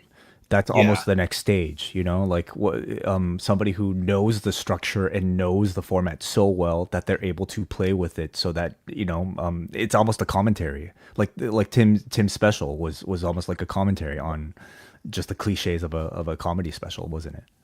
No, And absolutely. And for me personally, like that's what Radiohead's Kid A was for me. That's why I have part of the concept art tattooed on my body, was this sense of they went from album to album and kept evolving their sound, and it continued to pay off in terms of like commercial popularity. And then with Kid A, it was like, well, you know what? We're not going to really use much guitar, and we're not going to use much even like melody, let's say. And it made them even more popular. To me, that was really inspiring. Totally. Jeff, thank you very much for the call. We'll No, continue the yeah, conversation in the Discord. Again, you can check out his YouTube channel, Give Me a Song. Yeah, Give Me a Song. We're also on wherever you get podcasts. I've got it set up on Spotify and Amazon and all that. If you're going to plug it, like, it's still a hard part. But yeah. No, thank you so much for having me on. And Thanks, you Jeff. for putting up with me today. Thank you, Jeff. Call back See you, Jeff. next time. See you later. Bye, guys. We're gonna have maybe one last call, but before that, we actually encourage some people to join the Discord, which is our wellness policy channel, postwrestling.com/Discord, where we actually have some pieces of feedback from people who weren't able to join us today, and that includes Kevin, who says, since I cannot join live because of work, I wanted to write in a little bit something perhaps to be shared on the show. He says, music is absolutely crucial to me. Being on the spectrum, I am constantly, albeit silently, doing many different rhythm-based stims at random. Stims, I don't, am I reading that right? Yeah, I don't know what that refers to. Okay. He says, I've been meaning to learn some sort of instrument or equipment in my spry age of 34, attention span permitting. I have musical taste and to thank for certain friendships blossoming within the post community. Shout out to Corey from Rewind to SmackDown. Also, I discovered Bruce Lord's neat website, idieyouDie.com, for all my synth industrial darkwave heads. My tastes are pretty eclectic. I'm heading to a show tonight surrounded by crotchety old metalheads seeing Crowbar, but I'll just give my genre, I'll just give about any genre the time of day. And he says here is a track that is that's been an earworm for him lately. That is Jameson's Soft Spot, and maybe we'll play a little bit of it. But yeah, any not necessarily a question, but maybe just some thoughts here on Jameson. This is Soft Spot. Can you guys hear that? Yeah. Ken. All right. There's no way this podcast it will exist like in an hour from now. All of this is Stims gonna by be taken stims out. by the way, like repetitive soothing behaviors. Gotcha. Thank you. Jameson, JMSN Soft Spot. Let's hear it.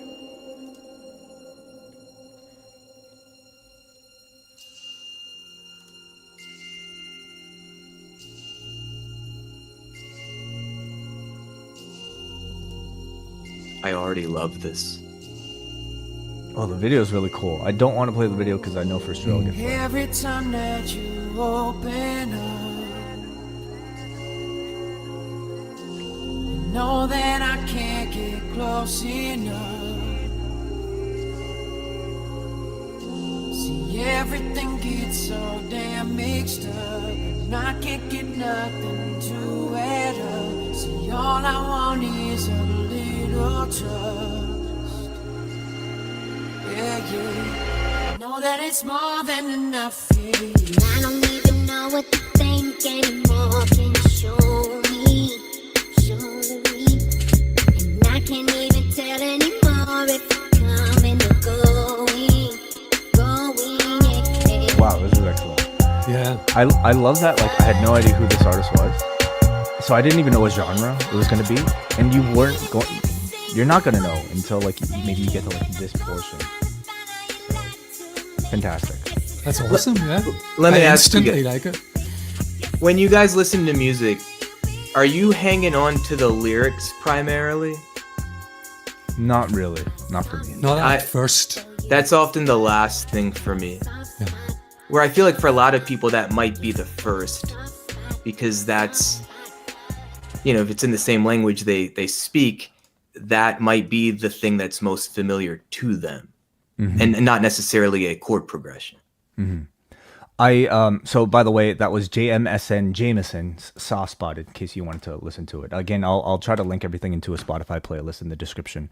Yeah, Jordan, for me, like, it's definitely music first, and maybe that's why like I even like so much of like instrumental dance music, because for me it says as much as, like, I don't know, hearing like a Celine Dion would. I'm mostly listening to the quality of voice and the quality and the melodies and everything anyway. But for me, like, getting to that deeper level is when lyrics can really speak to me. It doesn't happen for me as often, but like when they relate to something that's going on in my life, then I have an even deeper attachment to a song, you know? Yeah, I relate to that completely. It's usually third listen or at minimum before I'm really listening to the lyrical content of something. And you mentioned Celine Dion, which is interesting to me because like a live performance I thought was absolutely incredible recently was at the opening of the Olympics. She sang this song, you know, it was her kind of comeback performance because she's been suffering from this syndrome, you know. And it was entirely in French. It was a song I've never heard before, but the performance was vocally absolutely incredible. So the lyrics just didn't give a shit what the lyrics meant even. So. Yeah. All right, let's go up next to a piece of feedback from Snapcat in the Post Wrestling Wellness Policy Discord. Snapcat says, music, sorry, let me just share this here. There's a lot going on this show on the technical front. Let's go to a Snapcat who says, music is my comfort zone. I can listen to a record on repeat and never grow tired of it, but within those records, there are songs that captivate our attention, and when my attention is captivated, then the song gets played on repeat over and over. Then I begin to direct that song, learn the cadence of the singer's tone and notes, listen for guitar riffs that I probably didn't hear the first time around, listen to the tone of the harmonies, and thus goes my day with me continuously saying, okay, I'll play it one more time. Okay, maybe once more. Last time. And I'll listen to the rest of the record. Okay, once more. This has been that song that I've had on repeat for about a good 3 weeks. I hope this has policied your wellness. And the song is called Tired of Waiting by South Summit. Let's listen.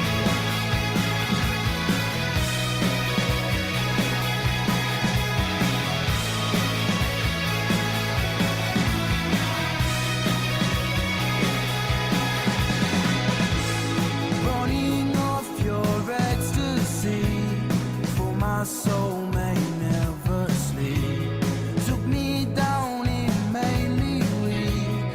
What a mess, I need to look to find a place that keeps me warm, hide away, to set me straight, fly away, watch me soar.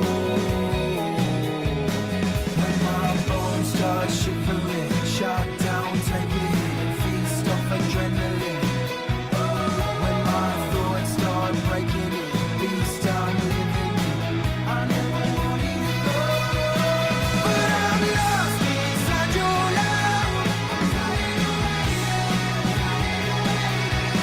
'Cause I'm lost inside it all. I'm falling. I never wanted to be loving it.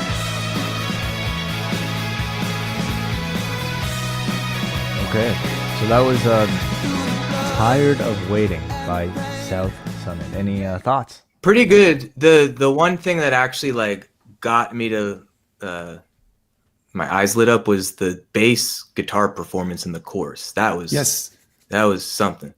I have to admit, and no offense, Snapcat, at the beginning, I was thinking this is very genre rock, you know, but yeah, by the chorus, I was kind of like into it.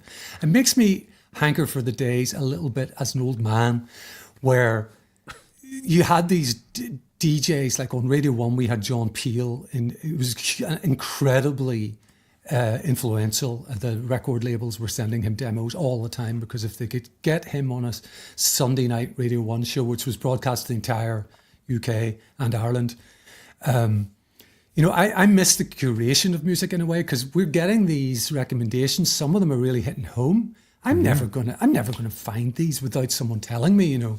It's true. This is a good tune. Jack went on has actually in the group said this should hopefully revive the music section of the Discord, which I admittedly rarely ever visit, but at postwrestling.com/Discord, maybe this is where we can take the conversation, continue to share what we've been listening to lately, so that we can maybe introduce some of our friends with it. All right, let's go to our last call of the show, a lengthy one here, but a very fun one. We go to Aram. From Aram is he there? singing. This guy. Never again. mind. Oh, There he is. There he is. Aram. Okay. Now you're gone. All right. Well, going once, going twice, going 3 times, Aram. We might not have time for you. That was the perfect Aram appearance, actually. This is so Aram. I like that. Silence can arguably be maybe the original sound of music, and that's what Aram has blessed us with. He did say to me by text earlier that the importance of Eurovision across, especially mainland Europe, was something that that may have been what he was going to talk about. Eurovision across Europe? Okay, let's try one more time. Hey, Aram. There quickly, he is. Hey, what man. did you want to talk about? Oh, boy. Okay, this is not working out. Okay, Aram, you're gonna have to try next time. I think. Sorry, man. Apologies. This is wonderful television, Apologies, buddy. however. Apologies. This is like wide angle shot from underneath his chin. Okay, all right. We gotta end this show. We're 2 hours in. Hey, any closing thoughts from either of you? I feel like we certainly. Oh, it's 3:11. Look at that. We've talked a lot. We explored a lot, but I also feel like we haven't really scratched the surface, and I could just keep doing this. 100%. And like, this is what I do every day with my friends. Even as we were doing this, I got a text about a concert that was just announced that I will go to. This is what I live for, quite frankly. Right. Okay, well, continue the conversation. Follow him at Jordan Beatwell on Blue Sky. Follow him at Neal Flanagan on Blue Sky, and you can follow me at Way0937 on Blue Sky. I should have. I kind of lied earlier, guys. I said that a blue hat was my only fashion purchase of the year. Completely lied. I also have received this year the brand new Post Wrestling varsity jacket, available now. Chop-tees.com/Post Wrestling. Look at this beauty. A medium. Genuine leather, Lincoln green, molten wool.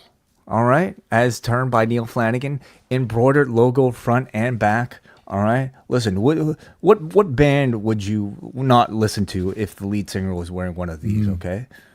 I just learned yesterday that the guy that shot and killed Abraham Lincoln is buried in Baltimore. Is that right? Okay. Yeah. So buy a congrats. Post Wrestling jacket from Dickie Bird. Absolutely. I will say, and because he's correcting me not so much correcting me, but just offering an opinion, perhaps. Chris Elliott's calling it British Racing Green, which if you Google on Google Image, it is a very deep bottle green, which is, I think, probably more accurate than Lincoln Green. That was my rewind to SmackDown. I know it's too late. I've seen It's it Lincoln everywhere. green from now on. Okay, I don't care what else it might call. Wait, is this a warm jacket? It's a beautifully warm jacket. Yeah. Have you worn it in genuine public yet? I've not worn it in public. No. He's photographed in it, though. Yeah, I've seen this. I don't really want to ruin it. Also, the one opportunity where I think I was definitely going to wear it, Davey Portman actually wore his Poison Rana jacket, and we would have just looked like the biggest douchebags. So That would be like the two of you wearing the Pasta Lovers t-shirt at the same time. we will coordinate at some point where we would all wear our respective podcast jackets. Yeah. Anyway, that's it. That's all. That's the last word on music. Choptees.com/Post Wrestling. Thank you all for being here. Again, Discord, postwrestling.com/discord, join the wellness policy channel, join the music channel, and just give us some conversation, give us some topics for discussion, because we're often having these types of chats where we just kind of don't really know what the audience cares to talk about or care to hear us talk about. Go to the wellness policy section and just give us your suggestions. What's on your mind? What would you like the three of us and our audience to speak about? So that's it. We'll talk to you guys soon. Take care. And to take us out, enjoy the sounds of Reindeer. Bye-bye.